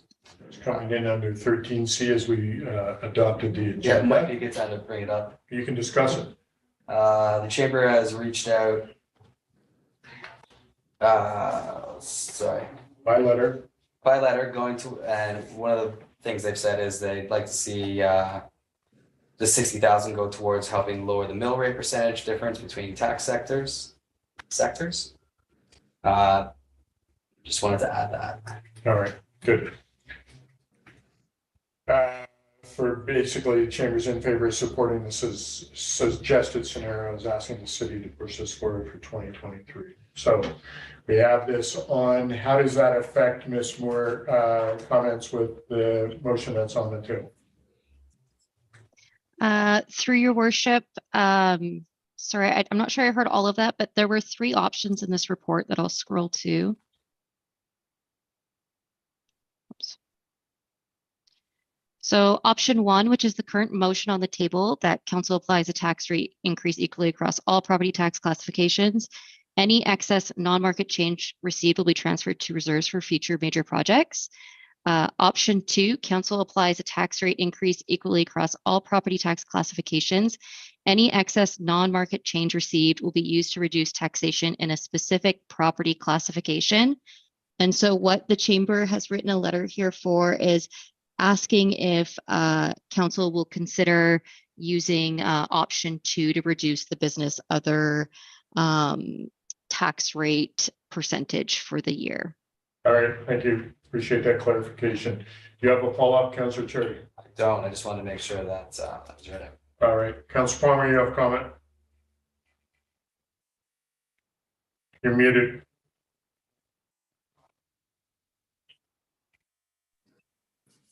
Thank you, Mayor Souls. Yeah, and just further to our Finance Committee, we discussed this quite a bit, and what we had collectively decided at that time is that we need to review that policy, and that was a separate recommendation of the tax distribution amongst the classes. And so the option 1 was deemed to be the best option, and that's the one that's on the table right now. Thank you. Thank you for clarification. Appreciate that. Any other comments around the council table? Councillor Orlando. Your Worship, as discussed, and if maybe someone could refresh my memory, I think that any new direction on breakdowns of percentages should be policy driven, and I believe we made a resolution to that effect to potentially discuss. I believe we did. Yeah, to potentially discuss that at a future date. Yeah. So. Okay. All right, I'm going to call the question on the motion on the table. All those in favor? Opposed? Note this motion is carried. Thank you, Councillor. Thank you, Chamber, for your input. All right, going to move on to 11A, CBT. Someone will put that motion on the table for me, please. Thank you for your service. Councillor Devlin. I'll move that funding allocation in the amount of $386,633 from the Columbia Basin Trust Resident Directed Ready Grant Program for 2023, as recommended by the Program Evaluation Committee, be approved by council and sent to the Columbia Shuswap Regional District Board for approval. Seconder for the motion, please. Councillor Rolando. Do you want to second it, or do you make a point of order question. Your Worship. Just for clarity, we had this discussion when Councillor Lucio recused him on a similar item. I do have conflicts with a few of these, so I think we have two ways of approaching it, and that is number one, treat it as sort of an omnibus item, and if council is, if everyone who maybe has potential conflict decides to approach it that way, or in the past, what we've done is people have said, I have a conflict with, 1, 2, 3, 4, step out of the, and then we isolate everything that no one has conflicts on, and then we just shuffle in and out of the room for the rest of it. So I'm just gathering thoughts on how anyone wants to go ahead with that. So I kind of look at it as the decision was made by a third party, the evaluation, you're just saying, yes, you approve of that and not go into the details. Clarification from that perspective, am I right in saying that? We're not going to put anyone in conflict because they didn't make the decision. Mm-hmm. Are you okay as councillors just basically saying, they made the decision, I'm okay with it going to CSRD? Yeah, Your Worship, I'm happy with that. I would note that one of the successful grant applicants is my employer. I think others are in the same situation here. But if it's as a group package that was decided by someone else and everyone's happy and understands that, then I'm happy with that. Okay. And Councillor Lucia, you feel comfortable with that? Yep. Okay, so that's how we're going to approach it. It's a group package. It's done by the evaluation committee. You're basically saying, send it all off to the CSRD. Councillor. I believe you're still looking for a second. I I'd like to am second it. looking for a second. Okay, Councillor Cherry seconding it. Thank you for that. Any further discussion on that motion? Councillor Lucia. Thank you, Mayor Schultz. Just in regards to one application, as council, we did pass the Dark Night Sky bylaw. When we look into funding going towards Illuminate Revelstoke, those seem to be a bit contradictory, and especially when their power needs are putting the viability of the summer farmers market in question. I'm just concerned that those two are opposing in what we're trying to get done. Yeah, and I'm going to look at it and say these are, again, third-party programs with funding. If there's going to be an issue with that, then our staff would work with Illuminate Revelstoke to make sure that we're not hindering anything that we already have in the process. So, Councillor.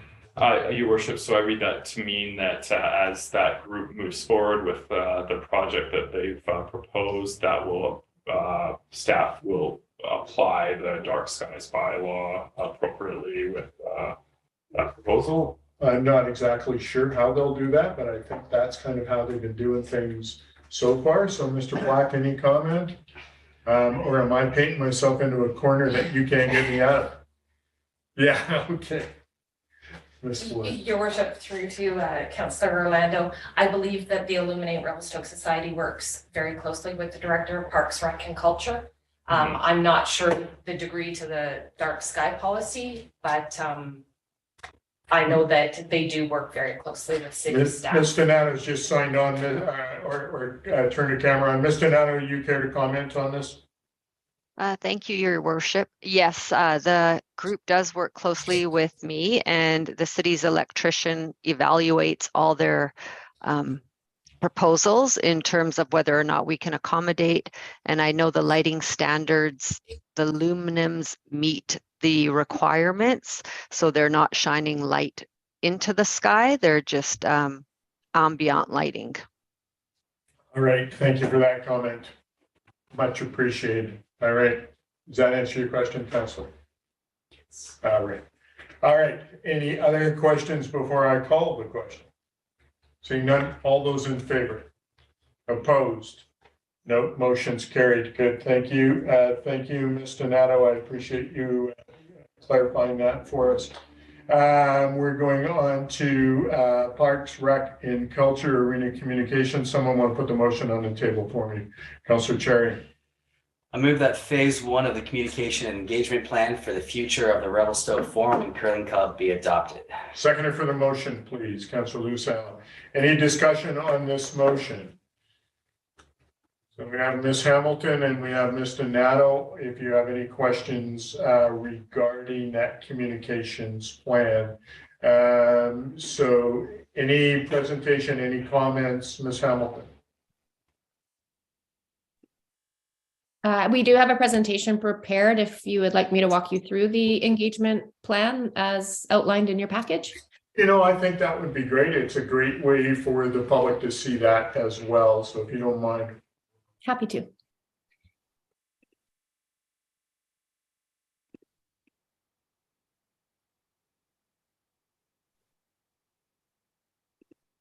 I trust you can see my desktop. We can, thank you. Great. Good. Well, good afternoon, and thank you for having me this afternoon. It's been my pleasure to work with staff thus far and to meet each of you, even virtually, as we set out on this process. I'm located in Victoria. I am the principal owner of Tavola Strategy Group, and we largely work with predominantly local government, but public serving organizations, sort of from here to Winnipeg and in the north as well, on supporting decision makers and staff in working with the community to collect input to inform and make the best decisions possible for the communities that you're serving. And so we're really pleased to be a part of this project and support you in planning for the future of the Revelstoke Forum and the Curling Club. I'll just walk through our slide deck here. Not sure why it's not moving. Let's see. There we go. So context that is very familiar to the folks around the table there, but just for the background of anyone else who might be listening or viewing today. Obviously, a very important facility within the community of Revelstoke, built in the 1960s, community hub for hockey, skating, curling, and dryland activities in the summer. My understanding is that over the number of years, there has been assessments of the roof in particular and the structure in terms of BC building code and snow loads, and coming to a sort of a point in time where decisions need to be made about how best to proceed with protecting or replacing this important asset. And also a lot of work over the last number of years with users around how to best use the space, utilize it, and maximize it within its current constraints. There was some user consultation or user needs consultation done a handful of years ago that did identify additional programming limitations based on the various experiences of users within the facility. And that there's a number of options that are really in front of council and staff at the city of Revelstoke in terms of how to proceed with a new or renovated facility. And so we've outlined those 5 options there on the screen. And obviously, significant investment is required to address structural issues. And so public input is incredibly important in forming those city decisions around the renovation or the replacement. And it was helpful to listen to some of the earlier discussion around your financial plan and signaling the importance of investment in this facility and what that might look like going forward. And so as we look to the future, we've developed an engagement process that's outlined in much more detail within your package for yourselves and the public to consider. Really important that before we set out on any public engagement process, that we have outlined a clear and transparent process so folks can see where they can engage, where they can provide input, and where they can learn more. And most importantly, outlining how that input or involvement will help inform future decision making. So we have developed a detailed plan for phase 1 and also given consideration to phase 2, so the folks can see how the information gathered in this first phase will then start to inform future decisions.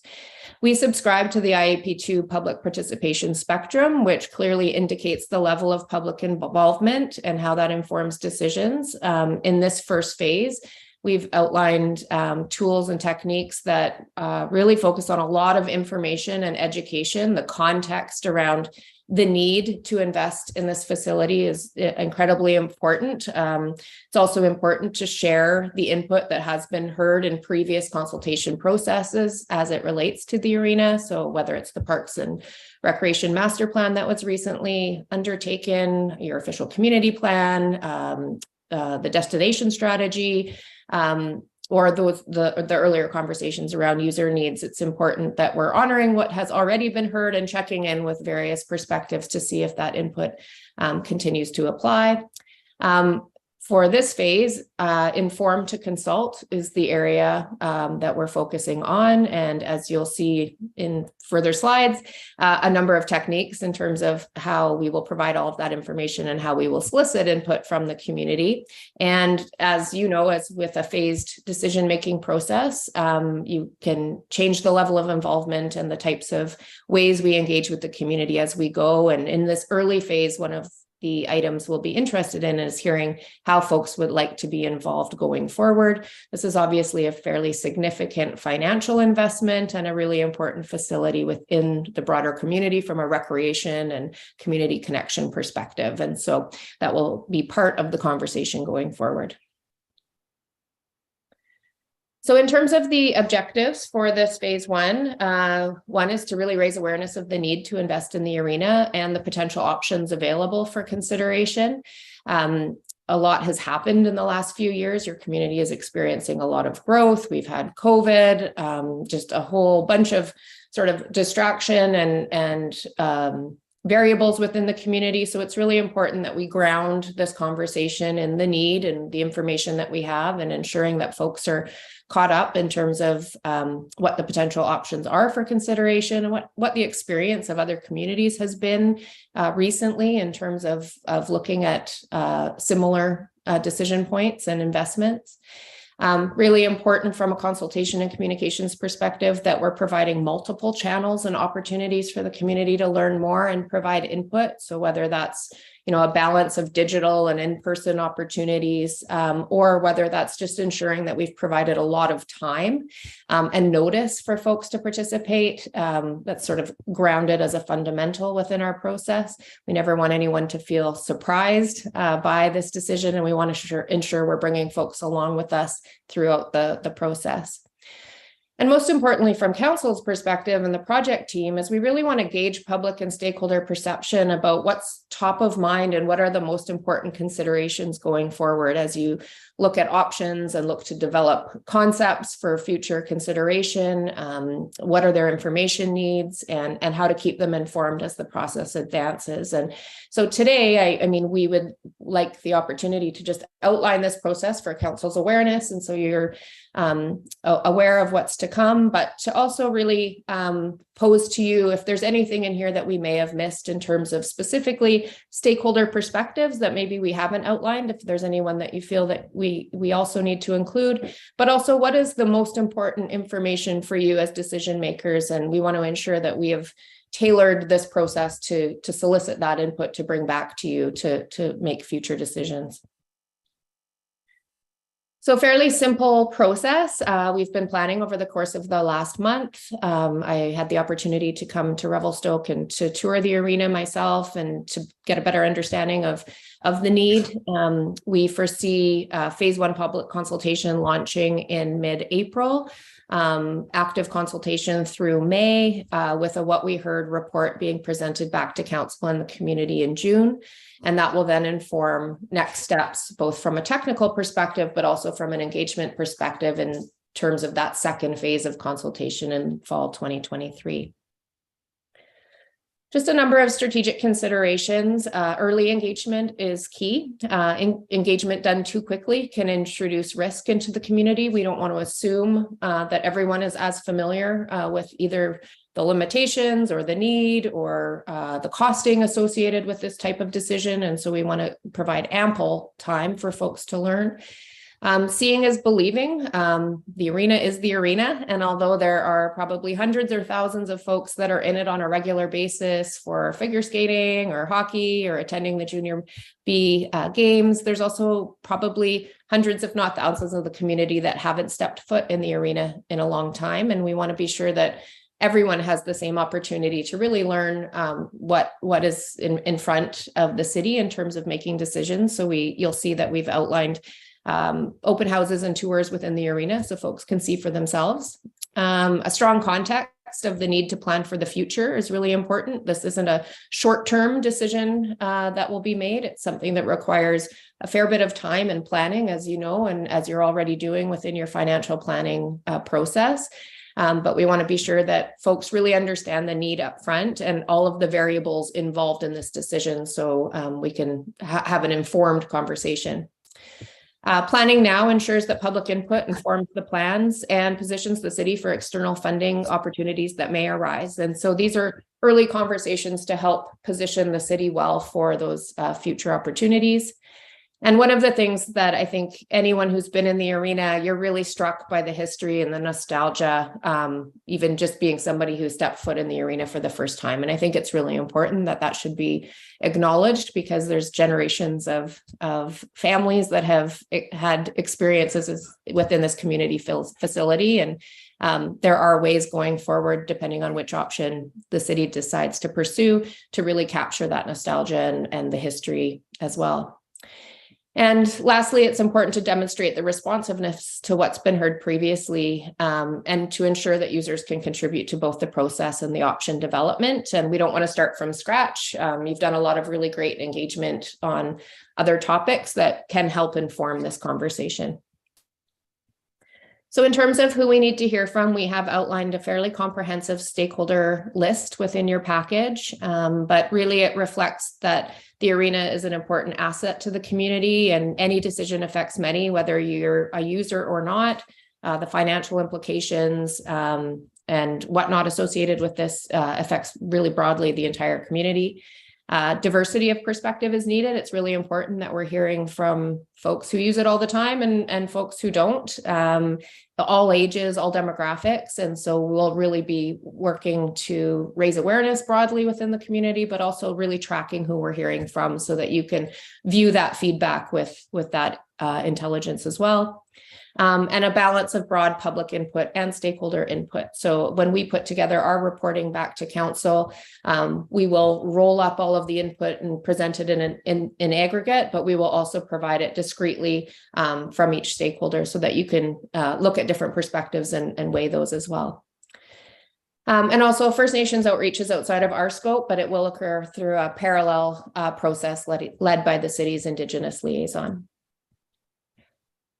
A number of key topics, which we've outlined within your package as well, but really trying to outline the information that will be shared with the community, as well as the types of questions we will be posing to the community to solicit the input that we feel will benefit council and the project team in terms of developing options and insight going forward.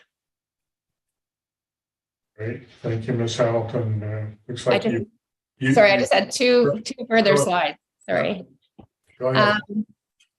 In terms of tools, awareness raising, letters to stakeholders, an invitation to participate in a conversation, print and digital advertising, earned and social media, newsletter, and capitalizing on the tax insert that will also already go to the entire community of property owners. And the Cyclone Taylor tournament, which is coming up, is a great opportunity to just raise awareness of the conversation. And then we will collect input through an open house and tour, Talk Revelstoke online survey, those stakeholder meetings. Any email or correspondence will be compiled and presented as a package, and then that What We Heard consultation process. We've just talked about a phased approach, and again, this is in your package. And with that, I will conclude, and I'd be happy to take any questions or comments from your worship and council. Any comments, council?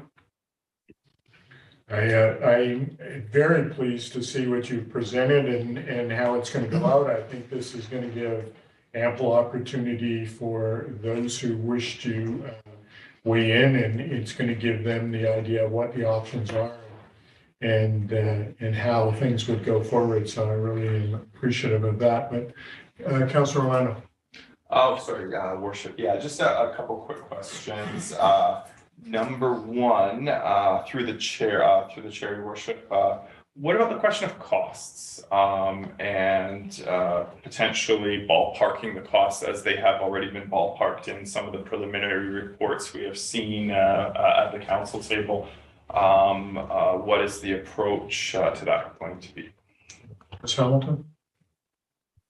Well, I'll start by responding and then I'll maybe refer to Lori if needed to add to that. I think our biggest consideration is that whatever information we take out to the community, we take it out with confidence in terms of any numbers that are shared. We don't want to present numbers that may or may not change and because you haven't developed concepts at this point. So our recommendation is that the numbers that are taken out in terms of potential costs are a range associated with whether that's repair or renovation of the roof, whether that's a new spectator or player facility, or whether that's a multi-purpose facility, but that we base those on the best information the city has at hand, as well as examples from other communities. And so that's our recommendation to the project team in terms of what's shared, with the caveat that you do not have detailed estimates at this time. They're fairly high level, but it gives the community a range or breadth of perspective associated with those various options. So Ms. Donato, Ms. Moore, any further comment regarding that? No, Your Worship, none from me. Ms. Moore?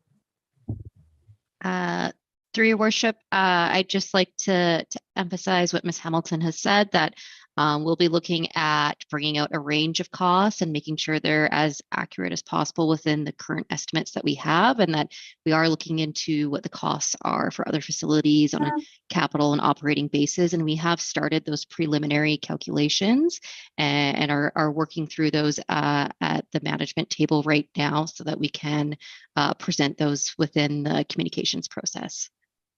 Thank you. Follow up, Councilor. Your Worship, thank you. Thank you for answering the question. I just wanted to make sure that people had some indication of what things are going to cost. Obviously, for example, if I went to the car dealership and didn't have any price tags, I'd pick the nicest one there. But I need to have an idea of what it's costing. Your Worship, through the chair, I have one more question, and that is regarding the options that are presented in this report. There are two options that include leaving and renovating or fixing the existing building. And my question is based on the engineering reports. No judgment statement here. I'm just asking why those have decided to be on this report. Does staff and the various engineering experts who have looked at this consider that to be a viable option? And then also within the same question of options, what about an option of, for example, potentially not replacing for example, doing a smaller rink, one-sided rink with a big, various other sports type of activities that people might want to do. So I'm just seeking a little bit of background and what the plan is going to be based on with those options. All right, good question. Thank you for that. When I hear some of the reports, I'd made the statement publicly that the arena was done. I was told that the foundation was in for repair all the way up to the roof. So it was a good comment, good question. So I'm going to leave that, Ms. Hamilton. I'll go to you regarding those questions Councillor Orlando has posed. Thank you, Your Worship. In terms of what we take out to the community, what we've outlined are the 5 options as we see currently.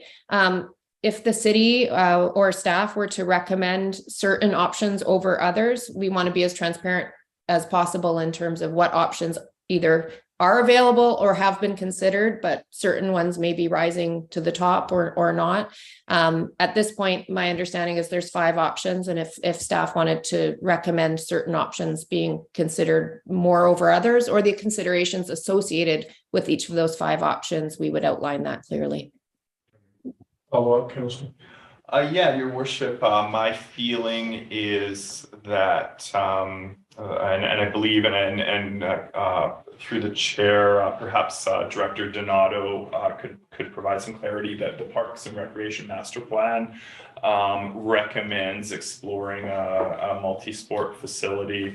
I guess my concern or question is, are all of those multi-sport groups, whoever they are, be them volleyball players or weightlifters or whatever, are they, my concern is that they're being appraised of all of the potential options here, and I'm wondering sort of what the approach to that's going to be. Ms. Donato, comment?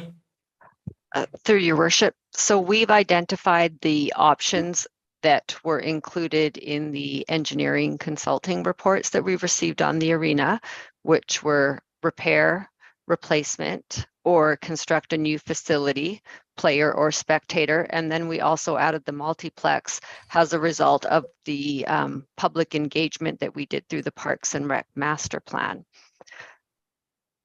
For the purpose of council's decision making, we included all these options in the report because they were identified.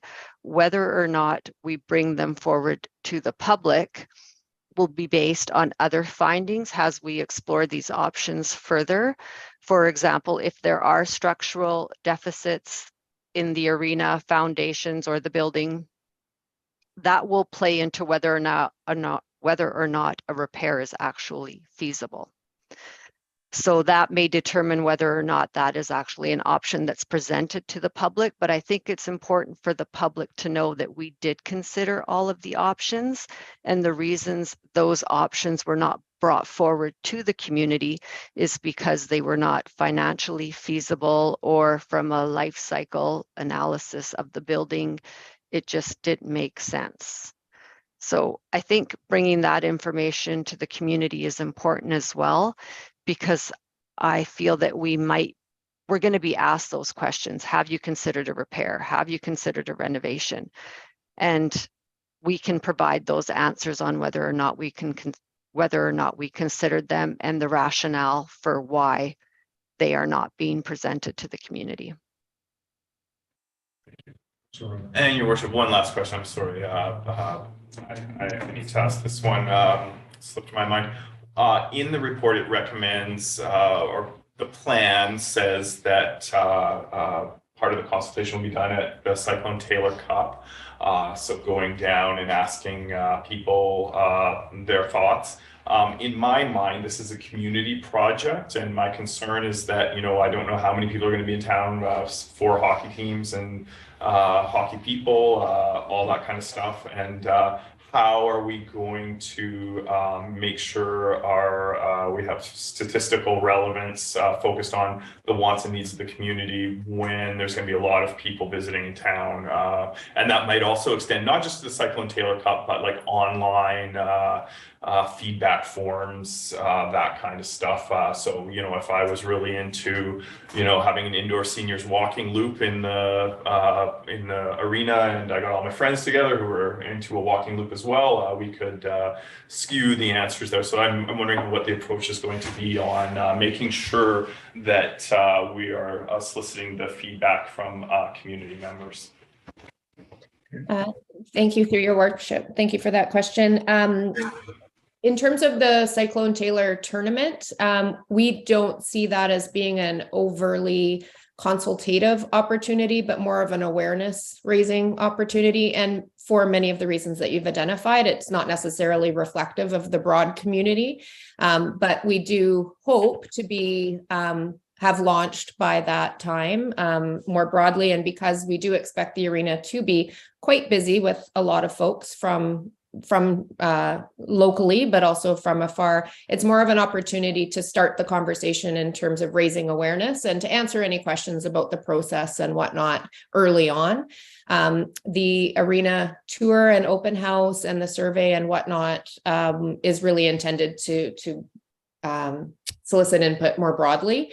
We will ask very specific demographic questions. There are ways with the online tool and whatnot to ensure that there aren't multiple responses from the same IP, those types of things. We do work through all of those elements, and any sort of skewing that presents that we can recognize through either online surveys or attendees or whatnot, we can point those out as well. It is fairly common for groups to organize and to raise awareness through their own networks. And in some regards, we really encourage that because it raises awareness. But at the same time, it does result sometimes in hearing greater perspective from certain groups. And part of our job in our thematic coding and review of the input is to highlight those for council so that you are aware of any anomalies that may have presented.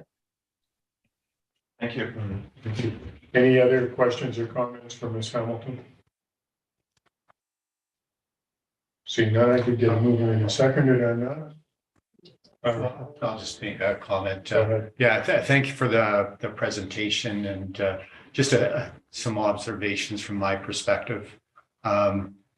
It's complex because we got this old arena. It is about hockey. Right now, it's about hockey, the arena, that's the trigger point. But if this new facility is just about hockey, I don't think it's going to happen. And so that it has to be about this community. It has to be about the residents here. And that's going to be the driving force. And on the aspects about the old arena, yeah, all that history, and it's this beautiful facility. True, absolutely true.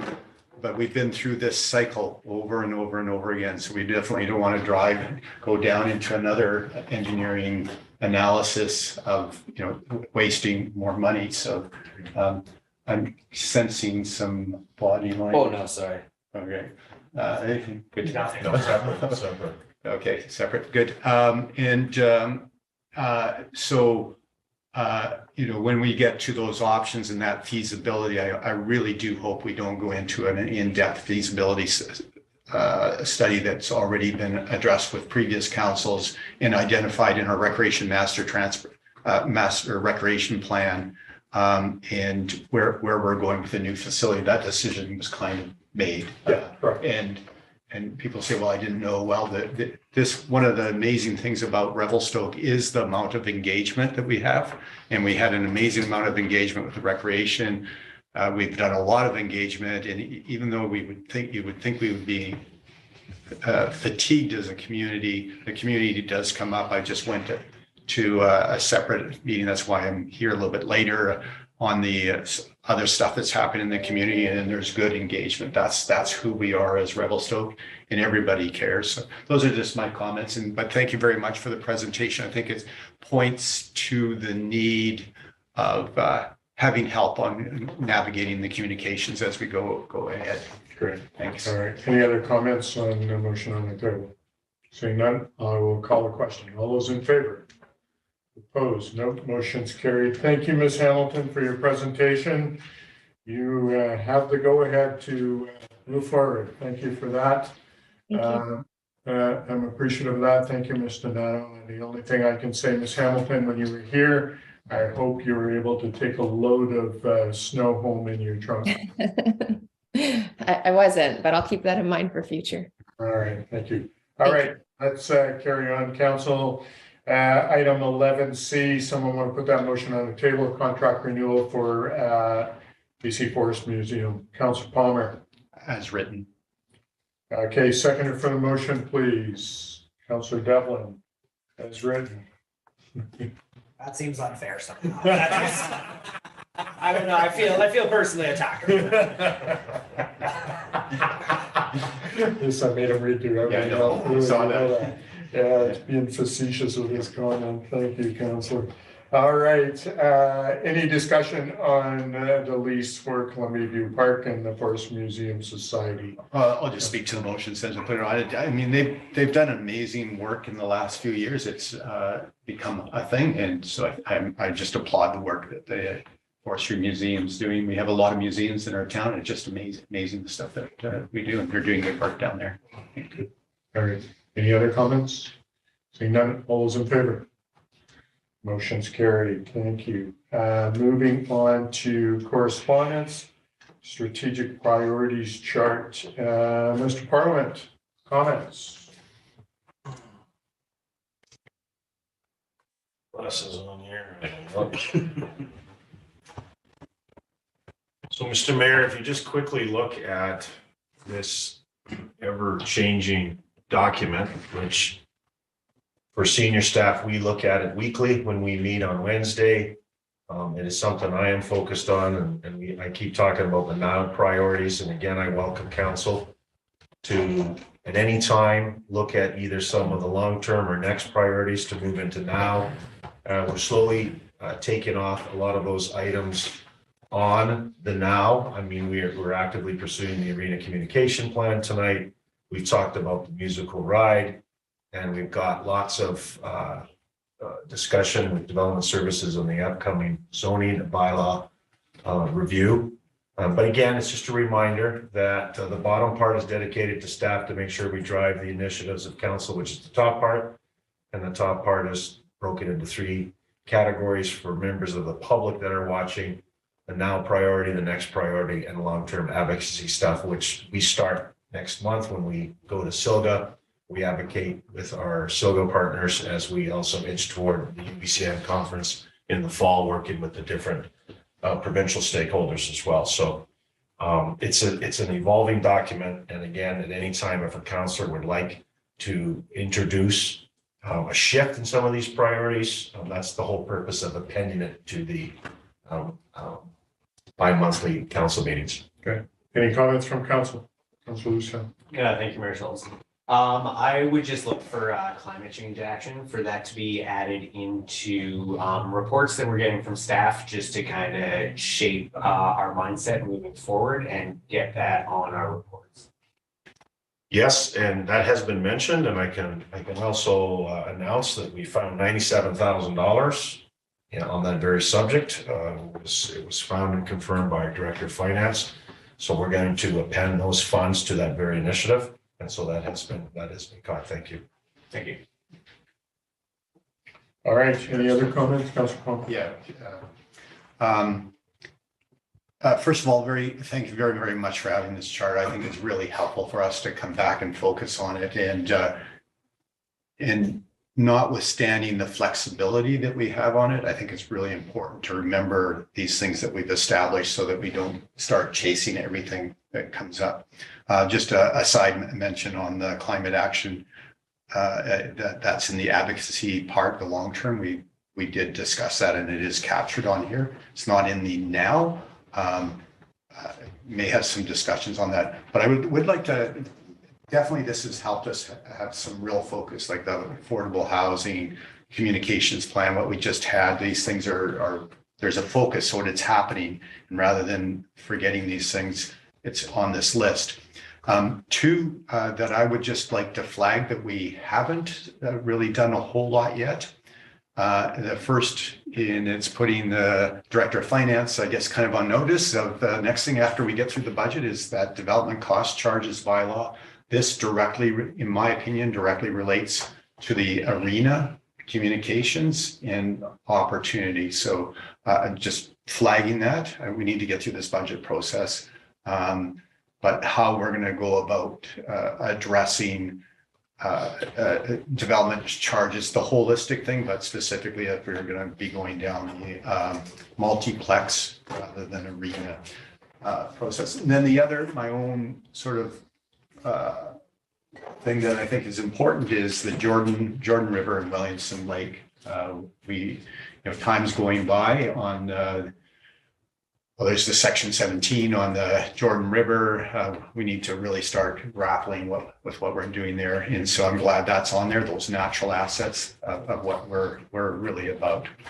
Most of the other stuff is being tackled. Right. All right. Thanks for your comments. Any other comments from council? Councilor Romano.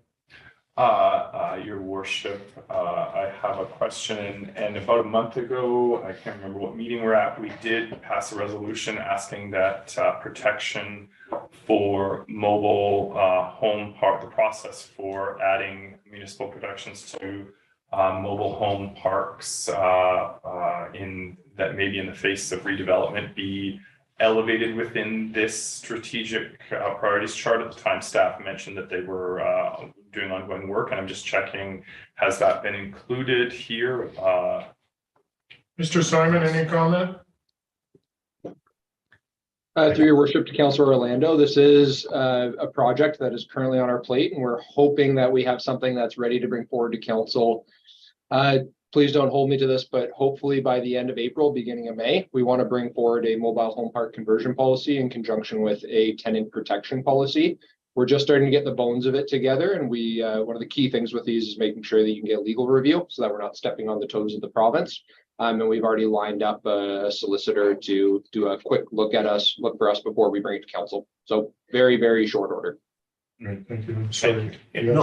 Yeah, thank you, Mr. Mayor. I just want to add that specific to that, we have an application before staff on a rezone involving a zoned area for mobile homes, and we're demanding that we see the specifics on the displacement of those units to make sure that they complied with the landlord tenancy branch. And even though it's provincial jurisdiction, the city is demanding that we receive that information, because those are questions that are going to be asked when it comes to a public hearing.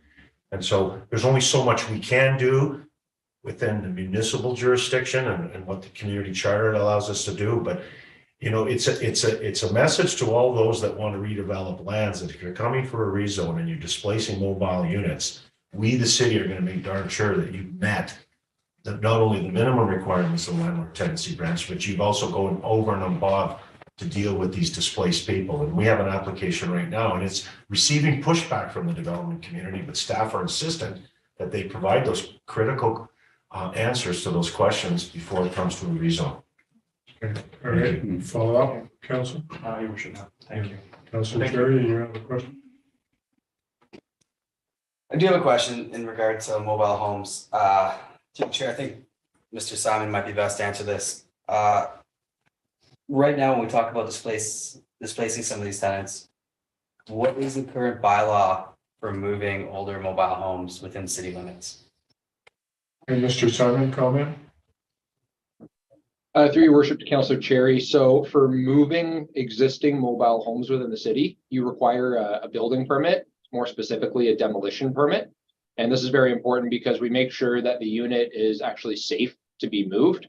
And you would also need a permit through our public works group to make sure that when you're actually transporting it, you're taking appropriate transportation routes. Gets a little bit more finicky when we start talking about redevelopment of sites, but that's in a nutshell what it takes to move a mobile home unit within the city.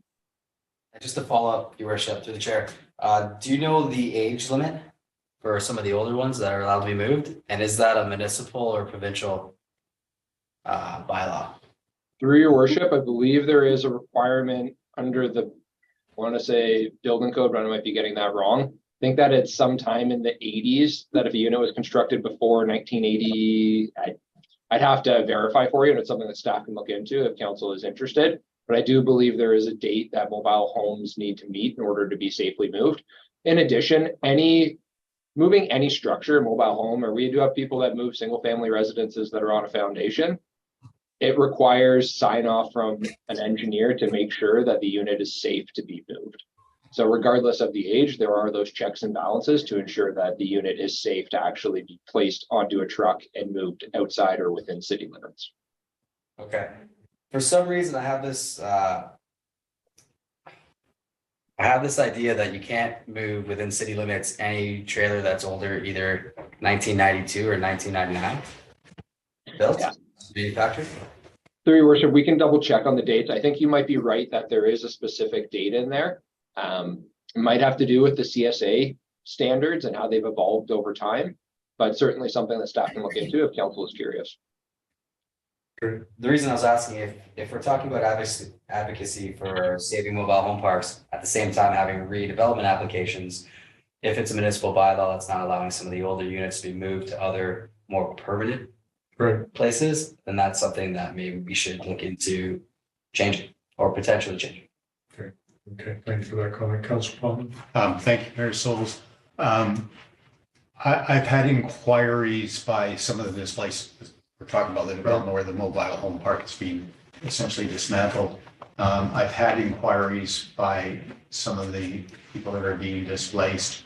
And I would just like to convey my thanks to the planning department.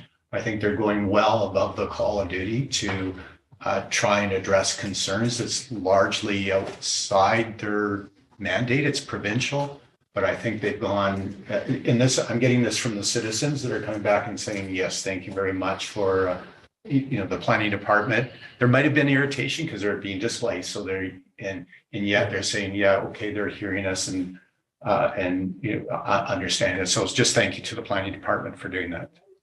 Thank you for your comments. Any other comments on the strategic priorities chart? Seeing none, we'll move on to Tourism Initiative Committee. Councillor Orlando, do you have any comment? Yeah, Your Worship, I'll keep it brief. This is actually the exciting good news part of the agenda, but to cover everything would take me way too long, and we all gotta get going. But I just want to say, for those who may be interested, who are watching in, please have a look at this report. It outlines, dozen or two initiatives that are going to be funded through RMI funding, so essentially not taxpayer funding. It's museum projects, art projects, heritage projects, outdoor recreation trails, campsites, arts festivals. There's a lot of public art, dirt biking, competition, paddle festival, you name it. So please do go have a look, and it's just exciting to see the good stuff we can do with that funding. Yeah, quite a great list. Thank you for that. Any other comments from council? Okay, thank you. Finance committee meeting minutes, any comments? I put in there the letter from the chamber. We've already discussed that. I think we've gone through most of that with our committee meeting with our tax stuff. So any other further comments from council? Seeing none, Ms. Rousseau, do we have any questions from press? No questions from the press, Your Worship. All right, thank you, Ms. Rousseau. All right, council, I'd like to someone make a motion to go in camera pursuant to 98.1 G and K of the community charter. Someone want to make that motion? Councilor Orlando, seconded by Councilor Palmer. All in favor? Motion's carried. We're going to go in camera. We'll take a 5-minute break, use the washroom, and then we'll come back. Thank you. Thank you.